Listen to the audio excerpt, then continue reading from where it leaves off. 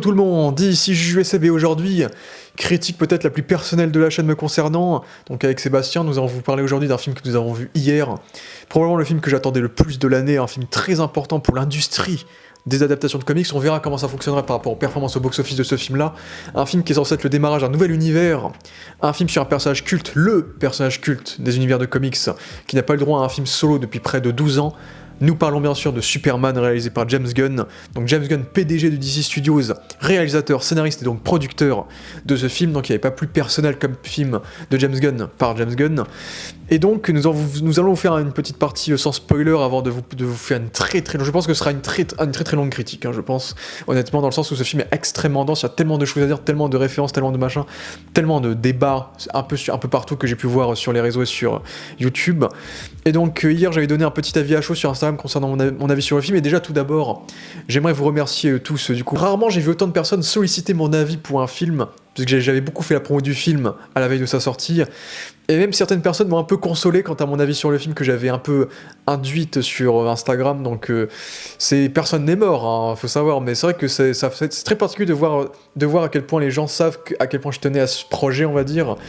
Et donc sur ce contexte, déjà si on tenait à évoquer très rapidement notre connaissance de Superman, on a tous les deux grandi avec Superman, avec le dessin animé de Bruce Timm, avec la série animée de Fleischer des années 40, et avec notamment le premier de Richard Donner, le premier Superman de Richard Donner, qui est un grand classique, le classique des super-héros, qu'on pourrait considérer comme un chef-d'œuvre, je dirais.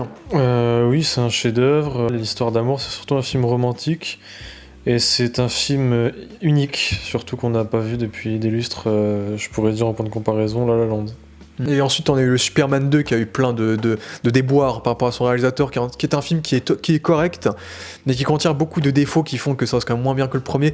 Là où ensuite on a l'hécatombe avec le 3 qui est celui que j'aime le moins, qui devient un film comique avec un mec de stand-up qui est la co-star du film, et le quatrième film qui est un poil que je préfère quand même si le quatrième c'est le plus détesté de tous. Mais moi dans le quatrième il y a Lex Luthor, il y a une espèce de Bizarro qui est Nuclear Man, il y a un côté un peu plus Superman. C'est un film que tu kiffes quand t'es gamin, Superman 4. Il y avait pas un Brainiac ? Il y avait un espèce de cyborg, mais c'était pas Brainiac dans le 3. Et il me semblait que c'était une référence, non ? En gros, ils avaient pas le droit d'utiliser parce que le film avait pas le budget pour, genre. C'était un truc comme ça. Ouais, ils ont essayé de faire leur Brainiac. Ils ont essayé, mais OSEF, quoi. Mais à Superman 3 et 4, on a plus ou moins grandi avec. On les déteste pas, mais c'est vrai que objectivement, c'est vraiment pas très très bien, on va dire. Après, j'ai revu vraiment que le premier, j'ai pas revu les autres depuis presque 10 ans, au moins. Donc ouais, ça fait très longtemps, j'ai pas en tête. Ouais, ce qui n'est pas bien grave. Puis ensuite, Bryan Singer a eu la magnifique idée de nous faire un film suite aux deux premiers Superman en ignorant le 3 et 4, mais sans Christopher Reeve, avec un nouvel acteur et un nouveau reboot, qui est Superman Returns, avec Brandon Routh, qui est un film que je trouve visuellement magnifique, on va dire, mais en termes de scénario, de rythme, d'action, en tant que blockbuster en général, c'est un film que je trouve très très décevant, on va dire. Réalisation incroyable. Des scènes superbement impressionnantes, et le casting est horrible, oubliable. La DA peut laisser à désirer, même si c'est un choix, et respectable, c'est une tentative, Returns. C'est une tentative, et respectable pour vraiment le travail de son réalisateur, il y a une vraie vision. Et donc ensuite on a eu le reboot, après cet échec qui était Superman Returns, on a eu le reboot donc, du DCU avec Man of Steel de Zack Snyder, qui est un film pour lequel j'ai beaucoup d'affection, personnellement. C'est pas au début quand j'ai vu la première fois, mais avec le temps j'ai appris à l'aimer, notamment via la BO de Hans Zimmer, via la réalisation très Dragon Ballesque de l'action, et via le fait que ce soit un film qui soit assez sombre dans l'optimisme. Il y a un aspect intéressant avec Henry Cavill qui fonctionne bien, surtout le casting qui entoure Henry Cavill. Henry Cavill lui reste quand même assez sage dans ce film. Et ensuite on peut rajouter toute la trilogie de Snyder en général, Batman contre Superman, Zack Snyder Justice League, où le résultat global, c'est ce que j'ai toujours dit sur Henry Cavill, parce qu'il y a beaucoup de personnes qui adorent Henry Cavill, et dont moi j'aime beaucoup, j'ai fait beaucoup de vidéos sur Zack Snyder à l'époque, en 2020-2021 sur la chaîne. C'est un Superman qui peut émouvoir des gens, parce que c'est un personnage qui est bien entouré. Il est entouré par une putain de BO, il est entouré par une putain de réalisation, il est entouré par des visuels symboliques qui peuvent émouvoir tellement c'est très mythologique et mythique en termes d'échelle, de visuel. Et c'est un personnage qui est entouré d'un giga casting qui crée l'émotion, je trouve, qui est Russell Crowe, Kevin Costner par exemple. Mais Henry Cavill lui-même, son Superman, c'est un personnage qui est quand même très timide, trop dépressif et trop peu bavard, ce qui fait qu'au final, c'est un Superman qui a toujours été très incomplet dans ma sphère. Donc ce qui fait que j'aime beaucoup Man of Steel, j'aime beaucoup les 3 films de Snyder, mais j'ai toujours eu un petit manque concernant ce Superman là. Alors Henry Cavill est le meilleur acteur en Superman, il est le plus accurate. Après, le donneur, c'était moins accurate, mais c'était le donneur, hein. Christopher Reeve, voilà, qui était sans doute le plus charismatique. En fonction de la direction d'acteur, en effet, Man of Steel, voilà, si je donnais mon avis sur le Superman de Snyder, j'avais dit aussi sur le Returns, on est bien également sur la patte d'un réalisateur. Et c'est ça qui est top avec les films Superman, c'est qu'on a réellement la patte d'un réalisateur sur chaque œuvre, avec ses défauts. C'est-à-dire Snyder trop, le nanardesque, ça, le badass qui va un peu trop loin, qui va dans le ridicule, le grotesque. Ça reste de la grande qualité, les effets spéciaux incroyables, les scènes de voltige révolutionnaires. Et moi je voulais surtout parler du score de Hans Zimmer, qui est le nouveau score de Superman depuis John Williams, qui est vraiment incroyable, mais qui n'est pas au niveau de John Williams, mais qui est incroyable quand même pour un nouveau score, remplaçant un score aussi mémorable que celui de John Williams. Avant de passer au film du jour, j'aimerais dire que Superman, en termes d'adaptation, si on enlève Christopher Reeve, ça reste des versions du personnage assez moyennes de manière générale, même en termes de films, hormis Man of Steel. Pour moi, les deux très bons films Superman, c'est Superman de 78 et Man of Steel. Superman 2 est sympathique, mais le reste, c'est plus ou moins dans le fond dans le bas du panier, on va dire. Mais sinon, pour moi, pour moi, là où Superman a eu le plus d'impact culturel, c'est clairement dans l'univers de la télévision, notamment avec le dessin animé de Bruce Timm qui est absolument culte, qui vraiment a créé l'univers du personnage presque pour le public d'aujourd'hui, des années 90. La série Lois et Clark qui a attiré les jeunes mamans à la mythologie de Superman. Smallville qui a attiré tous les ados possibles et inimaginables, peu importe le sexe de la personne, à l'univers de Superman aussi, même si c'était une série très très inégale. Et j'aimerais terminer sur mon chouchou, la série auquel j'étais très ému quand j'en avais fait la critique, qui est Superman et Lois, qui pour moi développe les meilleurs Superman et Lois à l'heure actuelle. Et je maintiens encore cet avis-là en ayant vu le film du jour, on va dire. Donc Superman et Lois, la meilleure série télé, meilleure œuvre live action pour moi sur Superman, que je recommande largement, sans compter le fait que nous on a aussi grandi avec les films d'animation, All Star Superman, Batman et Superman, Public Enemy, des trucs comme ça. Smallville. Et Smallville aussi, surtout les dernières saisons. Ouais. Lois et Clark, génial, je me souviens un petit peu. Smallville, c'est certains moments aussi top après quand t'es petit. Non, c'est pas mal, c'est des bons contenus. J'ai souvent eu du mal avec les acteurs qui campaient Superman, même dans Smallville, je suis pas très fan. Moi j'aime surtout Christopher Reeves évidemment, et surtout Reeves faisait réellement penser à la version du dessin animé. Parce que Reeves il a la tête bien carrée, il avait un truc de noblesse qui rappelait le dessin animé, et c'est peut-être pour ça que là, avec ce nouveau Superman, et même celui de Snyder, on était déjà assez éloigné parce que celui de Snyder il est assez torturé. Et j'ai du mal avec la direction d'acteur, la direction du Superman de Snyder, qui est pas celle d'un Superman si quelque peu noble, mais surtout un Superman déprimé, un Superman tourmenté, qui prenait le pas du coup sur sa classe et sa noblesse. Donc on a changé, et avec ce film présent, on va encore. Tout à fait, parce que maintenant c'est James Gunn qui se charge de ce film-là. James Gunn qui est davantage connu pour faire des films sur des losers marginaux qui vont donc se trouver une rédemption dans leur statut pathétique, on va dire. C'est un peu ce qu'il a toujours fait dans son cinéma. Et James Gunn, personnellement, c'est un réalisateur que j'ai toujours aimé, mais j'ai vu que Super de ses films hors Marvel DC, que j'ai bien aimé, qui est un peu dans ces thématiques-là d'ailleurs. Mais moi, personnellement, j'adore cette trilogie Guardians of the Galaxy, qui est la meilleure trilogie du MCU sans hésitation. J'aime beaucoup le premier, le deuxième, c'est mon film préféré de la trilogie, qui est très émouvant et qui fait bien le job de ce que devrait faire un deuxième film, c'est-à-dire bien développer les relations entre personnages, tout en proposant une intrigue familiale assez forte. Et toi, je sais qu'on n'est pas du même avis, mais j'aime beaucoup aussi le troisième, qui est pour moi le moins bon de la trilogie, mais qui développe une conclusion assez satisfaisante. Et puis ensuite, il a fait The Suicide Squad, et je pense que c'est peut-être le meilleur film de super-héros de la décennie actuelle, tellement j'ai adoré The Suicide Squad. Pour moi, si on fait mon classement du DCEU, pour moi c'est la trilogie de Snyder, et ensuite c'est The Suicide Squad.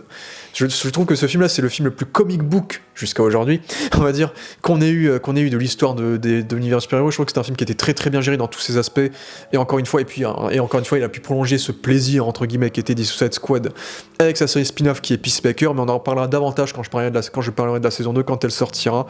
Donc, de manière générale, pour James Gunn, c'est plus ou moins un sans faute. Pour moi, il a fait que des bons projets en termes d'adaptation de comics, c'est le réalisateur de comics à proprement parler, mais tu n'es pas d'accord. Moi, James Gunn, j'ai à peu près le même avis, il est assez homogène, c'est-à-dire que c'est quelqu'un qui s'est jamais trahi, ça c'est quelque chose que je respecte pour un studio, je trouve. Si ce n'est, voilà, c'est pour ça que moi j'ai des désaccords là, si ce n'est les Gardiens de la Galaxie Volume 3 où il est revenu, ce qu'il faut comprendre dans les Gardiens de la Galaxie Volume 3, c'est qu'il y a aussi l'histoire derrière, c'est qu'il est revenu, après oui, il était déjà écrit avant. Sans ça, il serait pas chez DC. Voilà, il faut comprendre en fait l'histoire de James Gunn, c'est qu'il a été viré, ensuite ils l'ont ramené. Et les Gardiens 3, on a peut-être un peu pâti, je sais pas. C'est vrai qu'il avait déjà été préparé, bien écrit avant, mais je sais pas, on sait jamais. Même si c'est parce que c'est la conclusion d'une trilogie, il avait pas fait d'autres films aussi importants en termes d'enjeux. C'est pas les enjeux fondamentaux d'une conclusion de trilogie, c'est-à-dire que il n'y a pas jamais le sentiment de danger, il n'y a jamais le sentiment de on conclut réellement. En fait, on veut jamais vraiment quitter les persos et ça prend pas de risque. Et ça m'a complètement déçu. Surtout que les bandes annonces nous espéraient un film émouvant et finalement, j'ai l'impression qu'on s'est foutu de moi. Donc le 3, vraiment, pour moi, ça tombe à l'eau. Saupoudré d'une histoire écologique, animalière, vous comprenez l'idée, faune et flore, d'un grand méchant un peu ridicule, bon ça c'est du James Gunn comme dans Les Gardiens 1. Pour moi il n'y avait pas la touche émotionnelle qu'on peut retrouver dans le 2. Et donc arrive Superman, Suicide Squad, j'irai pas jusque... je sais pas si c'est le meilleur film de super-héros, ça je sais pas, mais... On n'a pas eu grand chose de bien. Il est vrai qu'on n'a pas eu grand chose, donc je saurais pas dire. Tu sais que moi j'ai envie de dire le meilleur film de super-héros... Je te dirais limite The Flash, c'est tellement je suis méchant. J'ai envie de dire The Flash parce que moi je kiffe The Flash. Il aime bien The Flash. Attention. Ouais, moi je suis un défenseur de The Flash. Il y aura des comparatifs à faire. Mais de toute façon, moi je défends le DCU qui s'est fait défoncer de The Flash, tu sais, la trilogie The Flash, Black Adam et Aquaman 2, je crois qu'ils sont tous sortis à la suite. Quasiment, ouais. Bah, ça s'est fait complètement arracher. Ouais, et moi je défends les trois. Et Blue Beetle est très cool aussi. Oui, je défends Blue Beetle aussi. Que j'ai pas forcément revu, mais je l'ai revu une fois. Qui lui est recanonisé dans ce nouvel univers d'ailleurs. Voilà, moi je défends le DC généreux, parce que DC a toujours été plus généreux que Marvel. Ça on le sait, c'est seulement qu'ils ont toujours manqué de structure et qu'ils ont toujours été un peu pressés. Le problème dans leur film, c'est qu'ils ont fait ressortir leur frustration face à Marvel, et c'est ça le problème. Donc bref, aparté. Oui, je suis Suicide Squad, voilà, film sympatoche. Les Gardiens, surtout le 1 et 2, restent au-dessus. Et ce qui est beau avec ces films-là, c'est qu'il y a une sensation de pas gloubi-boulga en termes de budget. Je trouve qu'il y a une vraie gestion du budget, où c'est excellent, puis la gestion de la bande-son aussi qu'il faut souligner, ce qui est totalement différent dans ces derniers films. Et il y a la série aussi, Peacemaker, qu'il faut préciser aussi, qui a amené son nouveau style de réalisation, qu'il a ensuite importé dans Les Gardiens 3, notamment avec le grand angle. J'étais pas un grand fan j'ai grandi avec Superman, mais j'ai jamais été un immense fan de Superman en tant que tel.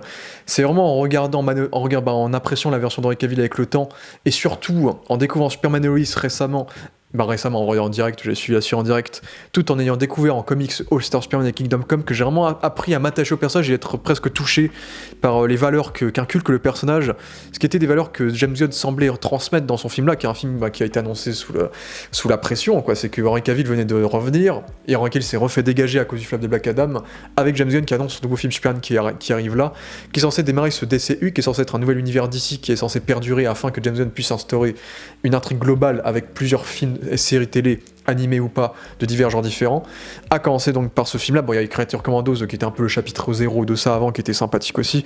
Mais voilà, le vrai démarrage de ça, c'est Superman. Pour l'anecdote, ce film-là, il l'a écrit avant même qu'il soit le PDG de DC. Parce qu'en gros, avant même qu'il y ait le cameo d'Henry Cavill dans Black Adam, DC voulait déjà reboot Superman et avait déjà engagé James Gunn après Suicide Squad pour faire le film. C'est pour ça que le film est sorti beaucoup plus tôt, à peu de temps après qu'il soit devenu PDG d'ailleurs. Mais quand tu dis qu'il a été écrit, c'est pas dans le détail, c'est juste le speech de dire on va faire ce type de nouveau Superman. Il avait la base. Voilà, la petite base. Donc parce que là, le vrai film, ça ressemble pas non plus. Ça ressemble vraiment à James Gunn. Oui, parce que le reboot de Superman a été prévu depuis bien avant que James Gunn devienne le PDG de DC avec Peter Safran. C'est Warner avait cette idée-là avant même. Il voulait le refiler à d'autres réa comme. Oui, il hésitait de fou lui. Voilà, il voulait le refiler en fait à la base, James Gunn. C'est pour ça que c'est assez inopiné qu'il le fasse. C'est symbolique après. Oui. Parce que c'est le PDG, donc si ça se foire, tout est de sa faute. Voilà, il prend. En fait, c'est un peu ce que j'aurais pu lui reprocher dans Les Gardiens 3, c'est que là, il est un peu obligé de. Là, c'est devenu un businessman. C'est un peu le Kevin Feige de DC. Il doit prendre ses responsabilités. Oui, créatif. Parce qu'ils sont deux, parce qu'il y a Safran qui fait le business justement. Bien sûr. Mais il a une force quand même qu'aucun réa n'a peut-être eu dans les Marvel, si ce n'est les frères Rousseau, et encore, je pense que c'est surtout des exécutifs. Ouais. Donc tu vois, là, il a vraiment une force que n'avait pas eu de réa d'aspect créatif dans un Marvel. Il y avait le créatif et le décisionnaire. Oui, il prend ses responsabilités. Sur ce contexte, après 2 ans où j'ai suivi de façon très très ponctuelle les infos, les petits bribes d'informations qu'on pouvait avoir de telles sources, de telles fuites, de tels machins depuis des années sur ce film Superman, que j'attendais énormément parce qu'on a besoin de cet espoir dans un cinéma de super-héros qui est en train de se mourir à l'heure actuelle, de se fatiguer. On a besoin d'espoir, et Superman est l'incarnation parfaite de ce qui est censé être une renaissance, on va dire, pour le genre. Et avant de donner mon avis, en tout cas sans spoiler personnellement, je pense que ça peut être l'une des premières critiques où je risque de diviser énormément les gens, dans le sens où j'ai vu de tout. J'ai vu des gens, surtout les geeks, j'ai vu des gens adorer le film. J'ai écouté, d'ailleurs je vais mentionner certains youtubeurs dans la critique, tout en respectant leur avis au mieux que je peux. J'ai vu des critiques qui ont défoncé le film, j'ai vu des gens qui étaient un peu plus mitigés, et personnellement, sachez que tout ce que l'on dit est subjectif, c'est notre avis à nous, et même nous on n'est pas d'accord sur beaucoup de points, donc même nous on va être en désaccord sur divers points.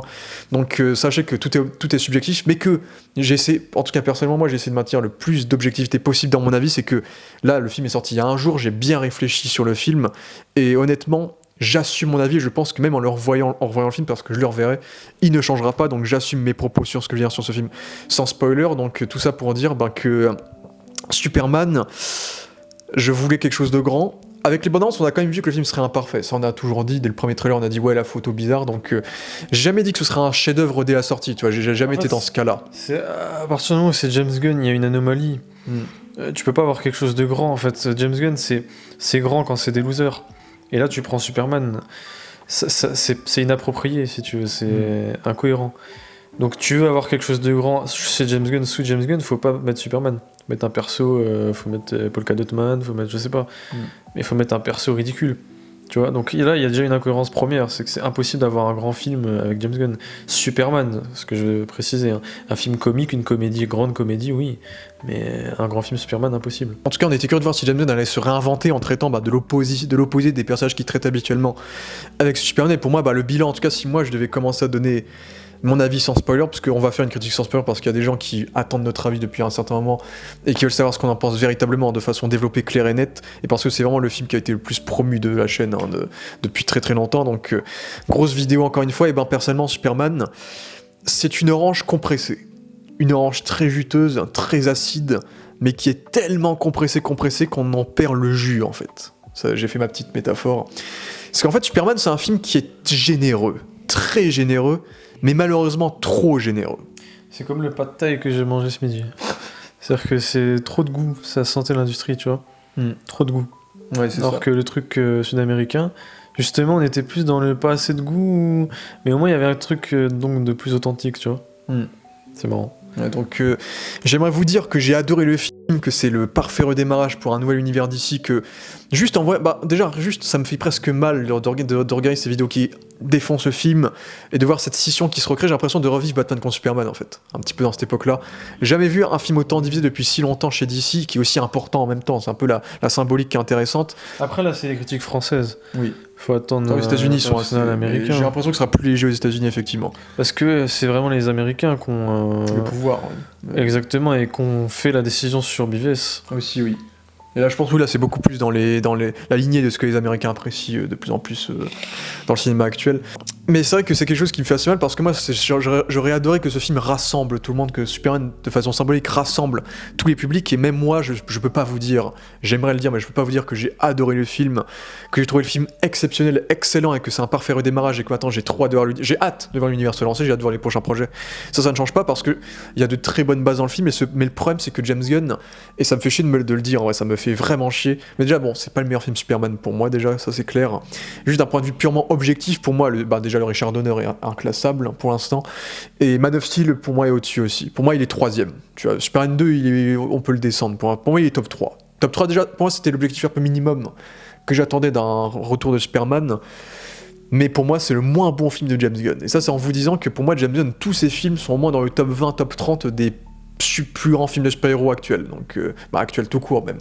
Donc en vous disant ça, c'est vous dire que il a fait 4 films avant que j'ai préféré à Superman. C'est que Superman, c'est la première fois que je vois des défauts que je n'ai jamais vus chez James Gunn et qui me dérangent beaucoup, et qui fait que une grosse partie des promesses, parce que j'ai écouté énormément d'interviews de lui et de l'équipe du film, etc., énormément des promesses qui nous a tenus en personne, en interview, durant la promo du film. D'ailleurs, une promo titanesque, avec le chien crypto, avec des comptes Spotify, avec un compte Insta Daily Planet, ils sont allés à fond. Et d'ailleurs, très très cool promo du film, qui je pense que le film a quand même marché. Je pense ça on verra ça dans les mois à venir, dans les semaines à venir. C'est la question du bouche à oreille encore. Oui, bien sûr, mais je pense que le bouche à oreille est plutôt optimiste, surtout les Américains, comme on l'a dit. Mais en tout cas, pour moi personnellement, ça me fait chier quand même. C'est que j'ai aimé le film, attention, j'ai aimé le film, j'ai passé un bon moment dans le film, j'ai apprécié globalement le film, et en tant que fan, c'est le film le plus comic book qu'on a vu de notre vie, quoi. Le seul film qui se tape avec ça, c'est The Suicide Squad de James Gunn également, et peut-être le premier Aquaman de James Wan. C'est marrant ce style-là, ou ce style années 70, pulp, science-fiction rétro, qu'on retrouve dans ce film-là, et ça j'ai adoré. C'est en tant que fan de comics et de Superman, vous allez adorer le film. C'est le film le plus Superman en termes en tout cas de lore d'univers que vous verrez, ça c'est clair et net. Mais si je dois partir dans mon objectivité de cinéphile, entre guillemets, si je me considère comme tel, en ayant reviewé plein de films de différents genres et en n'étant pas juste bloqué sur la sphère des comics, on va dire, je ne peux pas vous dire que j'ai adoré le film et que j'ai trouvé le film incroyable. Et ça me fait chier à moi aussi, mais malheureusement c'est vrai, parce que, en tout cas, si je commence à vous développer un peu l'avis que j'ai sur ce film, ce qui me dérange, c'est que j'ai tout pré-shot depuis les premières annonces, en fait. C'est que dès l'annonce, ils ont annoncé qu'il y aurait Green Lantern, No Girl, Mr. Terrific, Métamorpho, il y a genre 2 ans, j'ai pré-shot que le film serait beaucoup trop dense. C'est que ce serait un film qui serait putain de dense, qui serait plus voire autant une introduction à l'univers d'ici qu'un film Superman. C'est un film Superman dans la tonalité globale et dans les intrigues. En fait, il y a le souci de BVS, quoi. Oui, encore moins bien géré, parce que BVS a eu sa version longue, BVS avait une demi-heure de plus. Oui, mais là, oui. Et BVS avait une seule vraie scène en QSB. Le gros problème de BVS, c'est qu'il mélange trop de comics. C'est qu'il y a la mort de Superman dans Superman Returns, et ensuite tu te ramènes les Justice League à moitié. Ça fait un peu trop, tu vois. Ouais. C'est avant tout ça le problème. Mais c'est vrai que je trouve que dans BVS, avec la version longue, surtout, ça c'est beaucoup mieux géré. Et je trouve que BVS c'est un meilleur film d'un point de vue objectif. Ah oui. Mais après, j'adore BVS, mon film préféré du DCU, feu DCU. Le film fait 2h09. Et à chaque fois que genre les 3 quarts des Marvel maintenant font 2h05, 2h04, et quasiment à chaque fois, quand je vois le film, je suis persuadé que le film va être rushé, et c'est le cas. Doctor Strange 2, j'avais ce sentiment-là. Deadpool et Wolverine, j'avais un peu ce sentiment-là, mais ça passait encore mieux. Récemment, il y avait le Captain America, pareil, rushé de fou. Et ce film-là, malheureusement, j'ai la même sensation.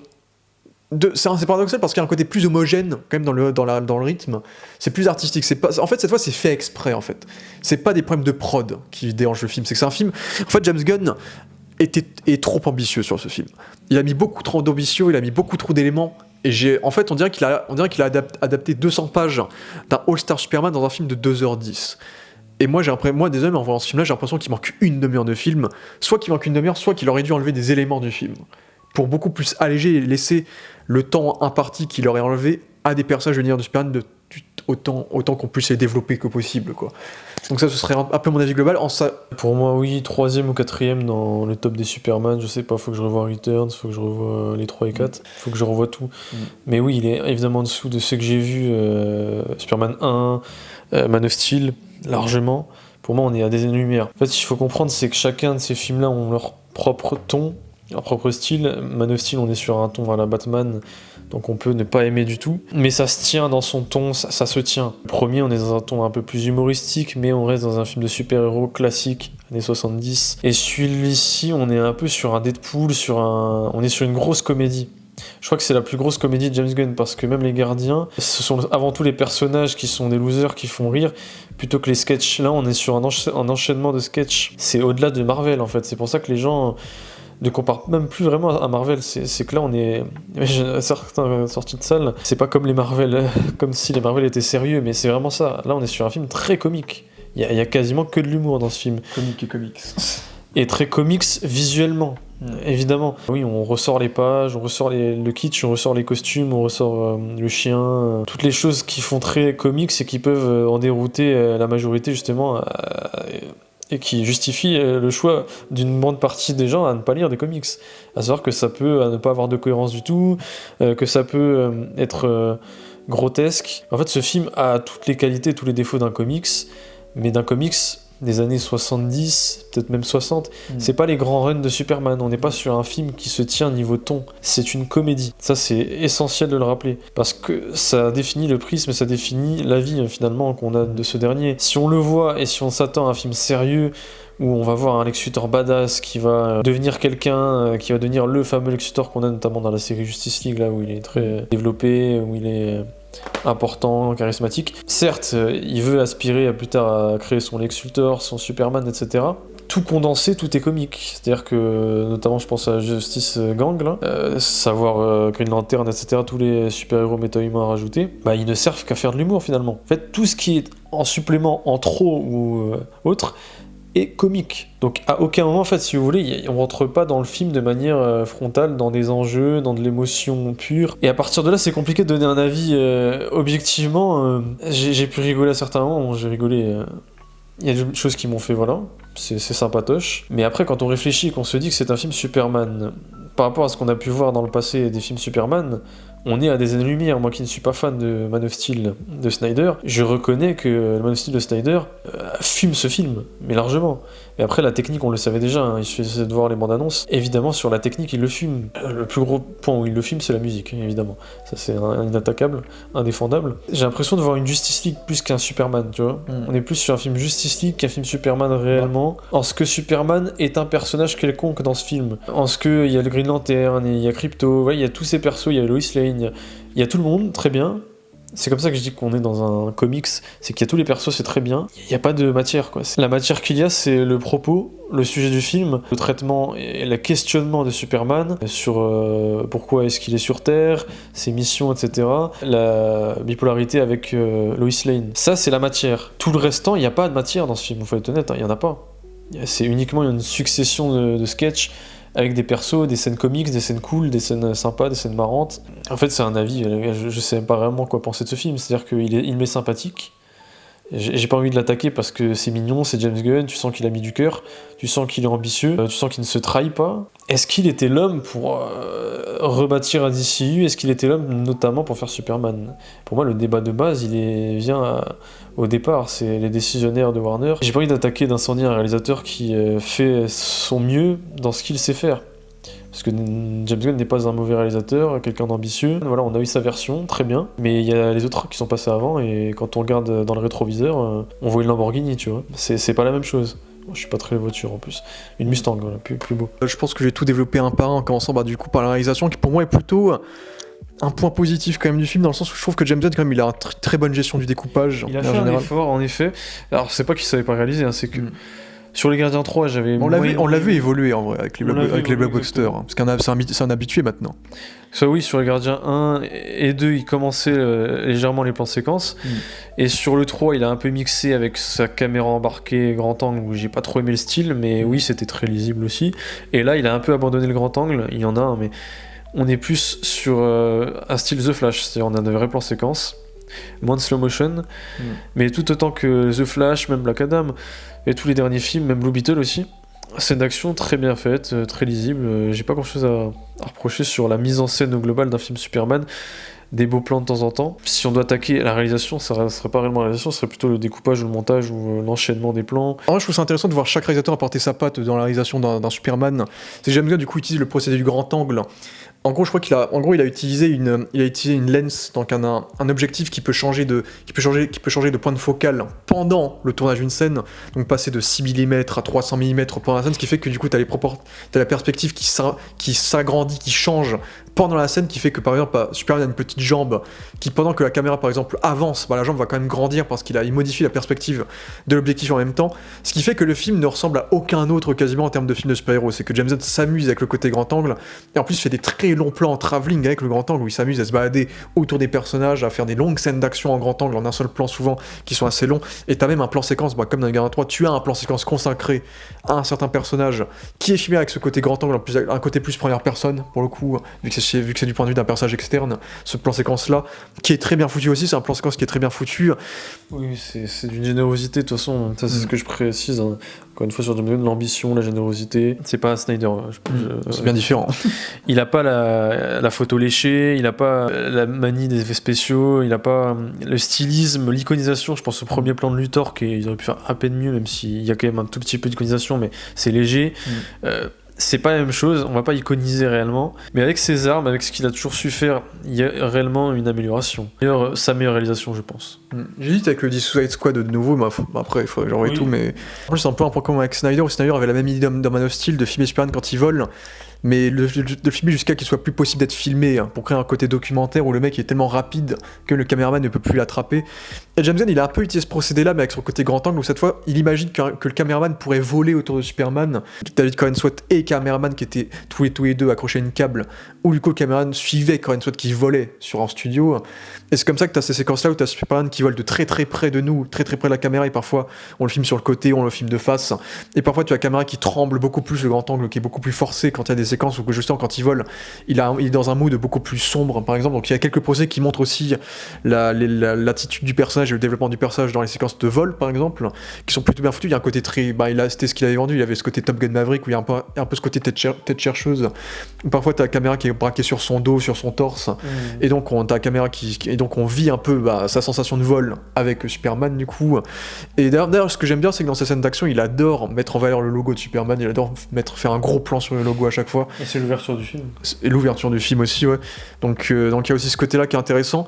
Donc je trouve que le côté grand angle de manière générale rend le tout très lisible aussi, c'est que le grand angle en fait rend les plans plus larges en termes d'espace, donc on voit beaucoup plus ce qu'il y a autour des personnages, ce qui fait que j'ai trouvé toutes les scènes d'action très lisibles, très claires, et la réalisation de façon générale très très honnête. Ça change des Captain America de mes couilles avec des shaky cam de merde. Ça change des Marvel globalement, on va voir les 4 Fantastiques. Oui, je pense que ce sera plus classique. La même chose, ouais. Je sera plus classique. Je pense qu'on sera sur un truc moins ambitieux.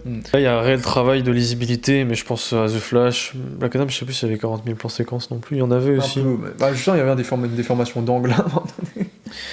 Donc oui, non, pour moi, les derniers d'ici, même Blue Beetle, sont tous très bien filmés en termes d'action. Parce que de toute façon, on va voir les films de super-héros pour l'action. Ils sont tous efficaces. D'ici, pour moi, c'est un sans faute globalement sur la réalisation dans l'action. Si ce n'est, oui, les Wonder Woman, par contre, là, ça non. Ça, c'est en dessous. Là, on est sur du sous Snyder. Ouais, surtout que là, lui, il s'amuse à tourner la caméra, à faire des 180 degrés, etc. Donc, pour et les Shazam aussi. Ouais, oui. Pour le coup, il est sympa. Pas pour moi. Mais en tout cas, pour moi, la réalisation, c'est pas le défaut. C'est une façon de voir Superman. Pour le coup, c'est pas du tout la mise en scène qui déifie Superman, qui le manie, qui le rend symbolique et qui le rend divin de Snyder. Pour le coup, c'est une mise en scène qui se rapproche beaucoup plus de lui, en fait. On est beaucoup plus près de lui, plus près de ses expressions, de ses actions. Donc, c'est une mise en scène qui est beaucoup plus humaine. Mais on a quand même quelques beaux plans de manière générale. Mais après, comme tu l'as dit, le défaut un peu visuel qui nous a rebuté dès la première bande-annonce, et encore ils se sont un peu corrigés depuis la première bande-annonce, parce que si tu te rappelles la première bande-annonce, la colo du film, l'étalonnage était très bleuté, ça ils ont enlevé ça, maintenant l'étalonnage est beaucoup plus jaunâtre, ce qui pour moi correspond déjà plus au côté espoir lumineux de Superman. Donc je trouve qu'ils se sont un peu sauvés. En tout cas, le seul truc que je dirais de positif sur la photo, c'est que ça fait du bien de pas voir un film gris. C'est que le film pour le coup il est coloré, c'est comme la photo est assez quelconque, genre c'est une photo qui fait très œil humain, on va dire. Donc tout est très lisse et blanc, on va dire, tout est éclairé en fait, c'est le problème. Tout est éclairé, ça manque de contraste. Ça c'est mon souci, c'est que là c'est l'anti-Snyder. Snyder lui c'était des contrastes partout, des jeux de couleurs, des jeux de symbolique, etc. dans la composition de ses plans et de ses lumières. Alors que là j'ai l'impression que tout est éclairé, donc il y a un côté studio qui rend ça un peu dommage. Mais d'un autre côté, on a rarement vu un film de super-héros aussi clair, quoi. Aussi coloré, on voit bien les couleurs des costumes qui ressortent, l'univers qui ressort. Et c'est vrai que de temps en temps, c'est vrai qu'on peut trouver le film un peu gris parce que tout est blanc, quoi. Mais c'était un peu la vibe que j'avais de Suicide Squad, mais je crois que ça passe mieux dans Suicide Squad, parce qu'il y a un petit côté The Office, un petit côté loser qui rentrait mieux dans ce délire-là. Donc, mais sinon, c'est vrai qu'en termes de pur plastique visuel... Suicide Squad, on était vraiment sur une comédie. Oui. Et là, oui, il faut le voir comme une comédie. Ça fait bizarre pour un film Superman. On est très mitigé sur la photo, c'est que ça aurait pu... si on avait eu les jeux de contraste de Snyder avec la DA plus colorée de Gunn, je pense qu'on aurait été sur un mélange un peu parfait de visuel. Mais je dirais que peut-être l'imagerie qui représente le mieux Superman, c'est toujours Richard Donner dans les couleurs, plus un film d'époque, donc c'était forcément beau, on va dire, c'est un peu le cliché de maintenant, qu'on dirait des années 70, 80, 90. Mais du coup, ça c'est l'un des avantages, et puis on a les effets spéciaux qu'on peut évoquer. J'ai 2-3 soucis avec les effets spéciaux, honnêtement. C'est que, en général, James Gunn a toujours été très bon sur la gestion des effets spéciaux, et ça, il le prouve encore une fois. C'est qu'il a toujours animé des animaux, des créatures géantes en CGI, etc. Dès le premier Gardien, ça a toujours été très bien fait, jamais, ça a toujours très bien vieilli, et toujours ça se porte bien. Le chien, par exemple, en termes d'effets spéciaux, il est parfait. Hein. Ça se voit que c'est un chien en effet spécial, mais tellement bien fait. En termes d'expression, t'as le kaiju qui est très réel, hein, pour moi, il y a des moments où on y croit. Tout à fait. Pour moi, ce qui rebute les gens dans les visuels, c'est surtout les designs. Pas les effets spéciaux en eux-mêmes, c'est que le kaiju. C'est le kaiju, il y en a qui le trouvent moche, mais en termes de pure technique, il est bien fait, tu vois. C'est un vrai kaiju visuellement, puis le rendu des pouvoirs de tout le monde est très bien fait. En termes d'effets spéciaux, il y a juste un bébé, et ça pourrait rappeler un peu de Flash, que je trouve un peu dégueulasse. Et en fait, moi, ce qui me dérange, et c'est la première fois que ça m'arrive chez James Gunn, c'est justement, c'est dans l'action, on va pouvoir faire la transition vers l'action directement, c'est que ça manque d'une scène d'action marquante. C'est un film Superman et il manque une scène d'action marquante, il manque un climax progressif qui mènerait jusqu'à un gros climax émotionnel fort puissant, quoi. C'est pas Man of Steel, dans Man of Steel, tu as vraiment une progression de l'action qui finissait jusqu'à ce duel, ce combat à mort dans une métropolis détruite, quoi. Ça, c'était quelque chose qui marquait, qui avait de l'impact émotionnel et fort. Là, dans ce Superman-là, toutes les scènes d'action se valent à peu près, quoi, mais jamais il y a une augmentation d'intensité, en fait. Ça, c'est quelque chose qui me dérange parce que c'est la première fois que je trouve qu'il y a une surenchère d'effets spéciaux qui m'a un peu emmerdé dans le film. C'est par exemple, il y aura une séquence dans une dimension parallèle avec Superman qui se libère de quelque part, où là c'est une séquence qui est full CGI dans un décor CGI, et c'est vrai que James Gunn dans ce film là d'ailleurs aussi, il a essayé de faire le plus de décors pratiques possible, mais là je pense que pour cette séquence avec cette fameuse dimension, je pense qu'il aurait pu faire l'effort de créer une vraie dimension avec des effets pratiques. Parce que je trouve que là on est sur une séquence d'action que je trouve pas déjà très intéressante en termes de chorégraphie, mais que je trouve pas forcément belle à regarder, quoi, parce qu'on voit un truc en effets spéciaux, se cogner sur un truc en effets spéciaux dans un environnement en effets spécial. Et pareil, tu as un combat de stade avec certains antagonistes à la fin du film, qui est bien fait quand ils sont dans le stade, mais une fois qu'ils sortent dans le stade et qu'ils se retrouvent dans un environnement d'effets spéciaux, là je suis plus, en fait, dès qu'il y a de la surenchère d'effets spéciaux, je suis plus investi. Quand il n'y a plus qu'une chose de vrai, ça rappelle les climax de Man of Steel quand même. Ouais, mais Man of Steel, je trouvais que les effets, en fait, avec le contraste, je trouvais qu'il rattrapait ça. C'est vrai que la photo contrastée aussi cachée. Ouais. Là, on est sur des scènes de jour, c'est-à-dire que le kaiju de jour, c'est plus compliqué.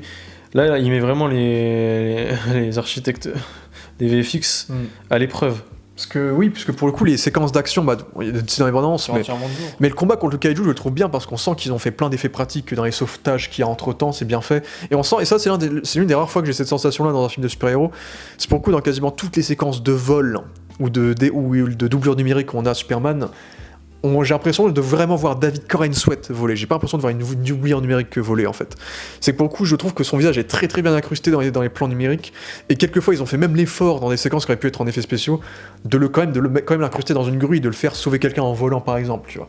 Donc je trouve que l'incrustation de David Corenswet Sweat dans le rôle est très bien faite, et j'ai vraiment l'impression de le voir lui voler. Donc ça, c'est une sensation que j'ai jamais eu avant, qui est plutôt bien réussie. Mais c'est vrai que pour moi, les meilleures scènes d'action, c'est vraiment les scènes d'action qui mélangent effets pratiques et effets spéciaux, notamment là, il y a une fameuse attaque à la forteresse de solitude, où la forteresse c'est un vrai décor pur et dur, contre des environnements en effets spéciaux. Et je trouve que là c'est très bien fait.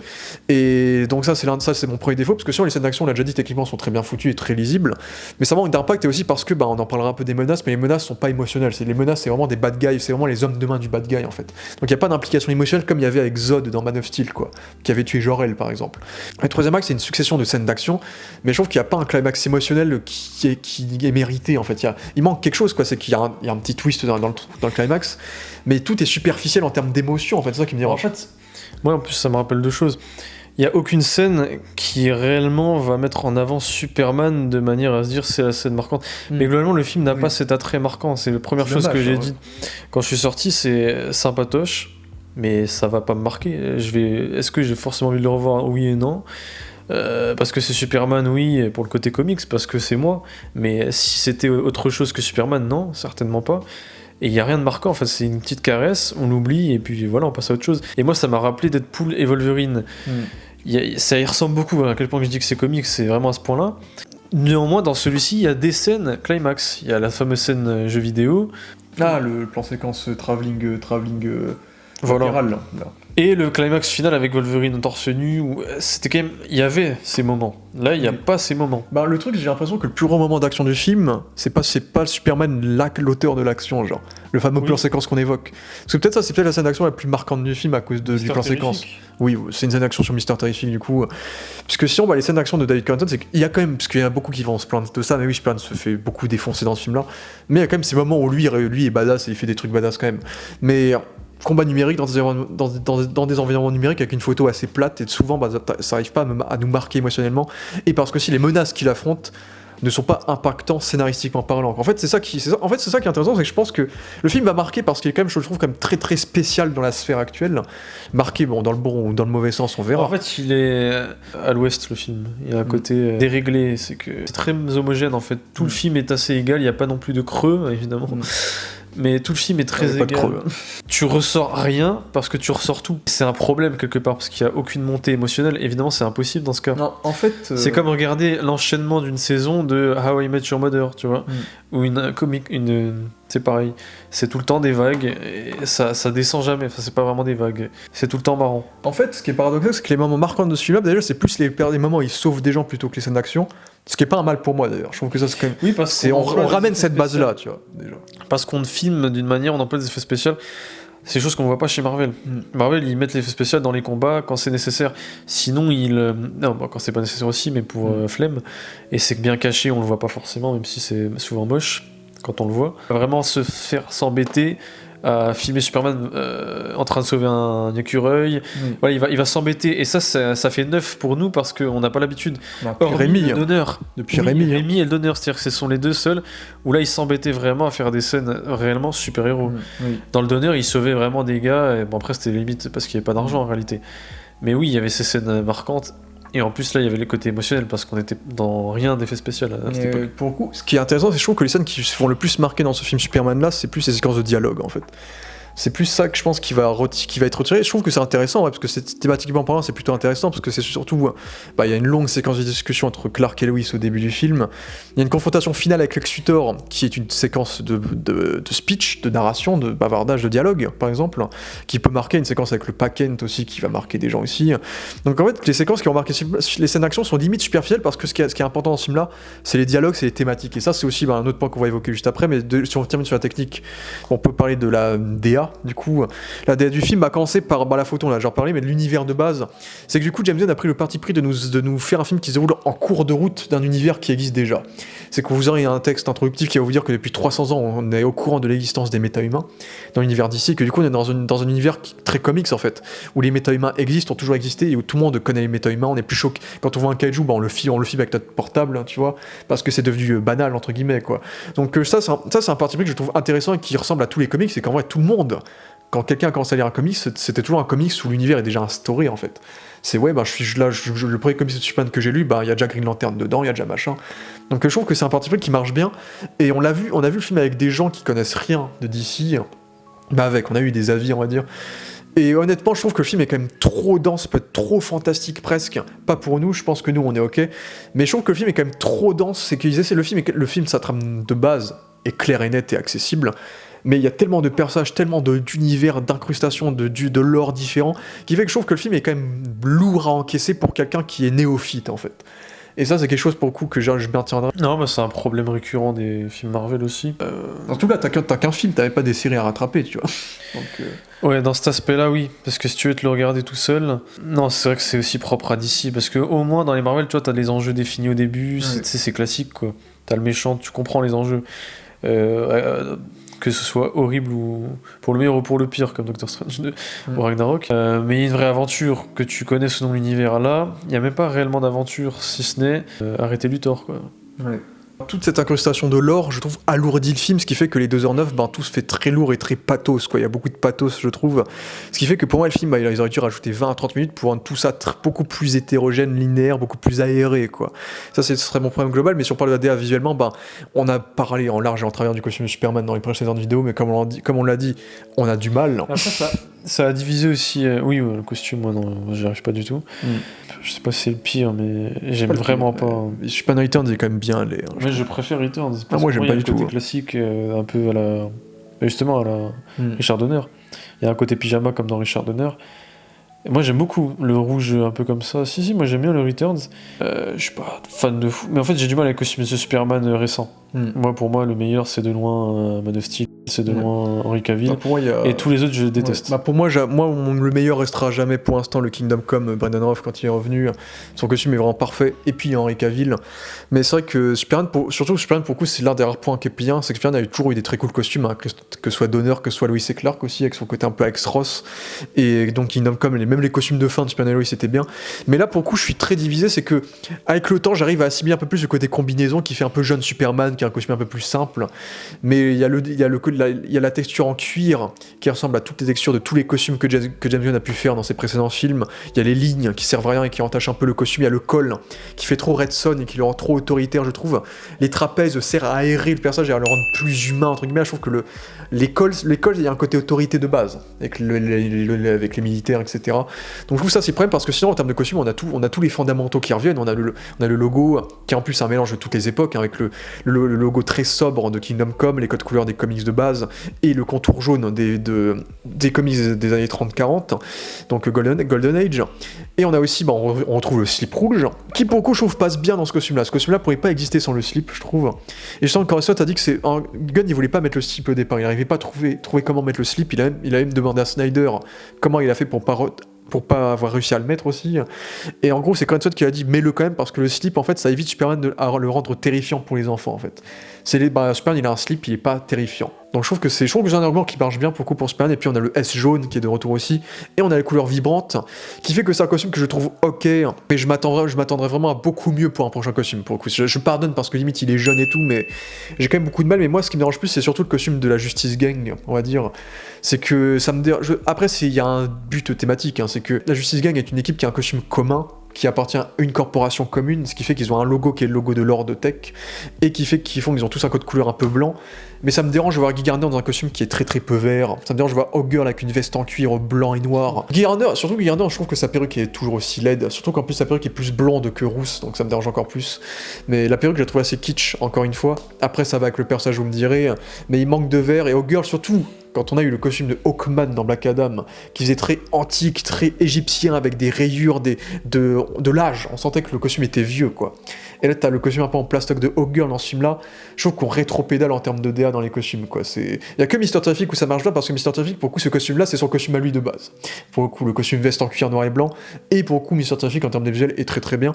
Et personnellement, moi, j'aimais bien les designs des autres personnages Ultraman, je trouve que ça passe bien dans le côté sobre. Les hommes de main de Luthor en vert en violet qui font référence à l'armure des comics avec Luthor aussi. Donc pour moi, c'est vraiment... on y a aussi Métamorpho qui est très très bien foutu en termes d'effets pratiques aussi. Donc pour moi, les costumes, c'est vraiment Superman et la Justice Gang qui me dérangent. J'aime que le Métamorpho, mais les costumes, non, j'aime rien. Si ce n'est peut-être les armures de Luthor, mais c'est très cheap. De toute manière, on n'est pas surpris, c'est James Gunn, il a pas le talent, il a jamais eu dans ses films des bons costumes. Quoique la DA a pu être bonne sur les effets spéciaux, les costumes n'ont jamais été, je pense à Ayesha, voilà, même à Ego, son costume, bon, c'était classique, mais au moins ça passait. Là, on est vraiment... c'est moche. Là, on a des lumières de ce que proposait Snyder et son costumier. C'est comme ça, on a changé. Maintenant, faut assumer, quoi. Je trouve que c'est sa moins bonne DA de tous les films que j'ai vus de lui. Malheureusement, ça me dérange que ce soit pour le Superman. Après, on a aussi Metropolis. Et Metropolis, pareil, en vrai, dans un sens, c'est que Metropolis, il nous avait vendu, surtout il y avait toutes les fuites de photos de tournage qui montraient toutes les infos sur la ville de Metropolis. Déjà, il y a des easter eggs. C'est le film où il y a le plus easter eggs de la carrière de James Gunn. C'est que littéralement toutes les rues de Metropolis sont des références à des acteurs, des réalisateurs, des écrivains, des dessinateurs de Superman, tous les noms de rues de Metropolis. Mais James Gunn, il nous a fait cette promesse de nous faire un univers DC fictif. C'est que chez DC, les héros, ils sont pas à New York, ils sont pas à Manhattan, ils sont pas à telle ville existante, ils sont dans des villes fictives comme Gotham, etc. Et donc chaque ville aurait son esthétique propre et sa patte artistique.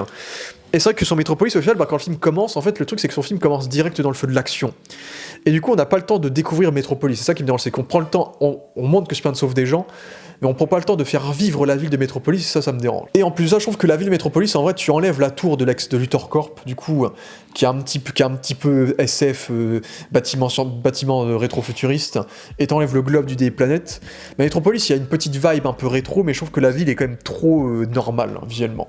Je me serais attendu à un visuel qui ressemble plus à ce qu'on aura dans les 4 Fantastiques, tu vois, rétro-futuriste, et même un peu plus doré, un peu plus jaune, un peu comme le Metropolis de Bruce Timm dans le dessin animé.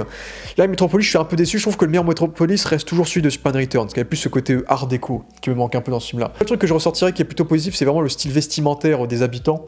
C'est si t'as remarqué, ils ont tous des vestimentaires très très clairs, très très pop, très très vêtements des années 70 pour le coup, très très anachroniques, qui pour le coup correspondent bien à l'image que j'ai fait de Metropolis. Mais sinon, je suis assez mitigé par l'aspect de Metropolis Managerial, ce qui fait que surtout en plus on laisse pas le temps de faire vivre la ville en fait. Il n'y a pas un événement, il n'y a pas un moment donné, on visite la ville, on visite les habitants, on visite les événements qu'il peut y avoir. Dès qu'on a Metropolis, c'est pour vivre des scènes d'action, c'est pour entrer dans les lieux importants, quoi. On n'a pas le temps de voir la ville elle-même et ça me dérange pour le coup. Ça participe au non-développement global du film de ces aspects. Les persos, ils n'ont pas de matière, comme j'ai dit, à part les 2 questionnements principaux qu'évoque le film, les 2 scènes de discussion principales. On n'est pas sur un Avengers de Joss Whedon où t'as des scènes entières avec des civils. Aussi courte soit-elle, non. Sinon, le reste des décors, je trouve que ça, moi, la forteresse est plutôt bien foutue. Fait en effet pratique pour l'intérieur de la forteresse, du Torcorps, etc. Après, j'ai pas de soucis sur le reste de la DA, c'est vraiment le Metropolis en général que je trouve un peu décent par rapport à ce qu'on nous avait promis dans la DA. Puis on parlera de reste en spoiler quand on reparlera de parler. C'est que le film, attention, c'est un film qui est peut-être plus axé pour les enfants, on va dire, si on parle du scénario maintenant. C'est un film qui est peut-être plus axé pour les enfants, dans le sens c'est un film qui est très verbeux. C'est que beaucoup de personnages vont dire à voix haute ce qu'ils pensent. Ce qui fait que oui, on a de la narration visuelle, mais on en a moins. Parce que, genre, il y a Lex Luthor qui souvent évoque ses motivations à voix haute, par exemple. Après, je trouve que ça marche dans le côté monologue du méchant. Après, c'est pas un truc qui m'a dérangé fondamentalement parce que ça se voit, et moi, pour une fois, ça me dérange pas du tout que le film soit accessible pour le plus grand public. Parce que c'est ça les super-héros à la base. Ce sont censés être des modèles pour les jeunes de demain, en fait. Donc pour moi, le fait qu'on ait un héros lumineux qui soit là pour donner de l'inspiration et une icône, une idole aux enfants, ça me dérange pas. Du coup, le côté verbeux, je pardonne, j'ai pas de souci avec ça de manière générale, même si on n'est pas dans les dialogues symboliques d'un Snyder qui faisait pas trop de dialogue, et à chaque fois c'était des phrases retirées de tel verset, de tel chapitre de la Bible ou de je ne sais où. Donc c'est pas du tout la même chose, c'est beaucoup plus vivant, beaucoup plus réaliste et humain dans les dialogues. Donc on va dire. Mais sinon, en termes de scénario, c'est que le film a énormément de thématiques. Et beaucoup trop de thématiques au point qu'il les sous-développe quasiment toutes, en fait. Ça, c'est le souci global, c'est que le film, en vrai, je pense que c'est un film qui serait passionnant dans ces thématiques, parce qu'il y en a énormément, mais j'ai l'impression qu'il y a genre 4 films en un dans les thématiques. C'est ça qui me dérange beaucoup, c'est que on a bien sûr une thématique, la seule thématique à peu près développée, c'est la crise existentielle de Clark. Il est habitué à son héritage kryptonien, mais il n'a pas tous les détails de sa planète kryptonienne, de sa vocation, de ce qu'il doit être. Et ce que le plus important, c'est pas de devenir ce que je suis par rapport à mon éducation, par rapport à ce que moi je suis, et pas par rapport à ce que mes prédécesseurs, mes parents par exemple, m'ont prédestiné à faire. Donc ça c'est la thématique qu'on va surtout développer en spoiler, qui est développée de A à Z et qui termine le film également. Et qui va diviser, un gros changement dans l'univers de Spider-Man qui va diviser les fans d'ailleurs, donc faites gaffe à ça. Mais sinon, t'as le reste, t'as tout un conflit géopolitique dans le film qui fait clairement écho au conflit, très clairement, avec un pays dictatorial qui veut envahir un pays qui n'a pas d'armes, qui est pacifiste. Même par faire parler avec l'Ukraine, on peut voir ça vite fait aussi. Donc de toute façon, ça revient un peu au même, c'est un cercle vicieux de toute façon, les guerres géopolitiques. Donc, en tout cas, il y a très clairement un parallèle avec la géopolitique actuelle. En tout cas, l'histoire dans ce pays-là, on a un pays justement qui fait plus Orient, qui est le pays qui est oppressé, et un pays qui fait plus Europe de l'Est, qui est le pays qui est l'oppresseur justement, avec ce dictateur très connard, on va dire, qui peut rappeler beaucoup de dictateurs encore actuels, on va dire. Mais oui, il y a tout ce côté-là avec la Boravie la Boravie et le Jaranpur qui sont deux pays super secondaires de DC Comics, c'est des pays fictifs du coup, et la Boravie qui vient en plus des comics Superman de 1939, c'est un truc qui James Gunn a sorti des fonds, des couloirs, des tiroirs des comics pour lâcher ces pays-là pour ce film-là. Mais oui, il y a clairement un symbole très important sur la politique actuelle qui est évoqué sur ce film-là, mais malheureusement, et sur le fait que Superman agisse sans réfléchir dans ces situations-là. Mais malheureusement, le film sous-développe cette intrigue-là. C'est que le truc, c'est que oui, on voit ces personnes se faire oppresser par des oppresseurs, mais on voit pas leur vie au quotidien, on les voit pas souffrir, genre. Il y a juste une scène où t'as des enfants qui vont crier, qui vont appeler à l'aide Superman, et c'est quasiment la seule scène où on voit ces habitants-là se faire presque oppresser par le pays. En dehors de ça, si c'était pas des enfants, on s'en foutrait en fait. C'est surtout ça. Donc je trouve que c'est une intrigue qui est quand même sous-développée dans le côté géopolitique, c'est le côté gouvernemental en fait, qui est intéressant à évoquer. Il y a aussi le côté, j'avais pas remarqué moi, mais Reg le Gorilla l'a dit dans sa critique, le côté jeunesse. C'est qu'en fait, si t'as remarqué, c'est qu'en fait les 3/4 de l'armée de Lex Luthor, c'est des jeunes soldats en fait. C'est des jeunes endoctrinés par Luthor, par l'argent du coup de Luthor, pour se rallier à sa cause en fait. Et du coup il y a tout ce côté endoctrinement sur l'endoctrinement des jeunes par rapport à des causes et par rapport à l'argent pour les mener à des actes forcément très barbares. Donc c'est fou d'avoir un truc aussi particulier dans un film Superman, donc il y a aussi ce côté-là. Il y a aussi le point de vue neutre de journalisme de Lois Lane contre l'idéalisme de Superman bien sûr. Il y a une allégorie au cinéma par rapport à Lex Luthor, qui m'a un petit peu fait penser à Mysterio dans Spider-Man Far From Home, que je trouvais très intéressant de la manière dont les combats étaient managés par Luthor, qui est cool, pour le coup, ce petit côté méta avec le cinéma, et le côté, il y a un petit côté avec l'IA aussi, qui est un peu légèrement évoqué, et le côté aussi, le Superman qui a tout le libre arbitre du monde, contre son antagoniste physique qui a aucun libre arbitre, donc il y a tout un côté symbolique aussi, qui est présent, mais sous-développé aussi, encore une fois, donc ce qui enlève l'implication émotionnelle, ce qui fait que le film a énormément de thématiques, même le fait que la justice gagne, ce soit une équipe de super-héros qui soit sponsorisée par une corporation, Alors que Superman, c'est un héros qui fait ça juste pour le bien commun, en fait. Il est pas payé pour le faire. Donc lui, quand il sauve des gens, il le fait par la bonté propre. Donc il y a aussi ça qui est sous-développé aussi, mais qui est aussi un contexte qui est très intéressant, quoi. Et malheureusement, il y en a trop de thématiques parce qu'il y a trop de personnages. Et c'est là qu'on va commencer à développer un peu les personnages. Donc à commencer par David Corenswet, qui était le fancast numéro 1 depuis qu'Henry Cavill avait été dégagé du rôle. C'est tout le monde voulait lui dans le rôle, et c'est lui qui a eu le rôle. Et verdict... Je dirais pas qu'il joue mal, parce que j'avais vu Pearl, on peut pas réellement juger de son talent à travers ce film. Étant donné la direction de son perso, l'épaisseur trop fine de son perso, c'est-à-dire la non-épaisseur, il n'y a aucun personnage qui est réellement développé, si ce n'est le personnage de la relation, entre guillemets, bipolaire Lois Clark. Mais ni Clark n'est développé, ni réellement Kal-El. Non, il n'y a pas de moment d'acting, il n'y a pas de moment puissant. Il n'y a pas le petit moment de Tom Holland dans Homecoming où il regarde la flaque d'eau. Toi, il n'y a pas ces petits moments-là où même où il défie Michael Keaton. En termes d'enjeu, on est à des lumières. Tu vois, même en Homecoming, en termes d'enjeu, il est beaucoup plus puissant. Alors que c'est Homecoming, les gars, c'est un Marvel médiocre. Tout ne fonctionne qu'au réel cliché, en fait, faut être honnête. On connaît déjà Superman, on le développe pas plus que ça, il existe, on le sait parce que vous le savez. Clark, vous savez que c'est lui. Vous savez déjà tout sur Superman quand vous allez voir ce film. Soit vous allez pas aimer, soit vous allez dire ok, mais il n'y a pas vraiment de développement si vous voulez. Rien qui est développé, même Luthor, il est là parce que c'est Luthor. Et tu connais pas les comics, bon bah c'est un méchant. C'est pareil. Tout est comme ça dans ce film. Seule scène qui développe, c'est les passages avec les parents. Avec les Kent, c'est pas un film pour l'acting, sinon je vais voir Deadpool 3, enfin Deadpool et Wolverine, Hugh Jackman il joue bien. Et encore, même lui, il y a davantage un acting et davantage un développement dans ce film-là parce qu'on développe le Wolverine de l'autre univers par rapport au Wolverine qu'on connaît. Et encore, dans celui-là, il y a un plus grand développement, vous voyez, là il y en a même pas. Il n'y a pas le temps, en plus il est plus court je crois le film. Il n'y a jamais le temps. L'exception faite des scènes avec les parents, mais les scènes avec les parents sont un contexte. Un appât pour mettre de l'enjeu, mais il n'y en a pas. Parce que c'est juste une scène.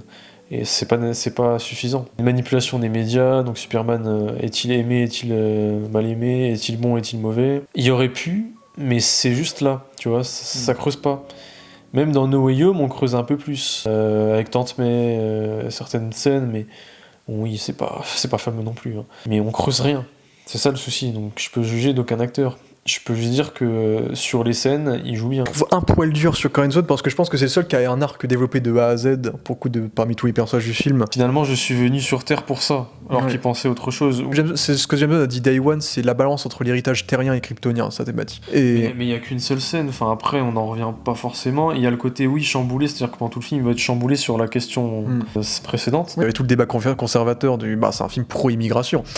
C'est un film sur l'histoire de l'Amérique, comme avait dit James Gunn aussi. Il y a la scène avec les Kent, avec ses parents, qu'on ne voit d'ailleurs jamais à d'autres moments dans le film.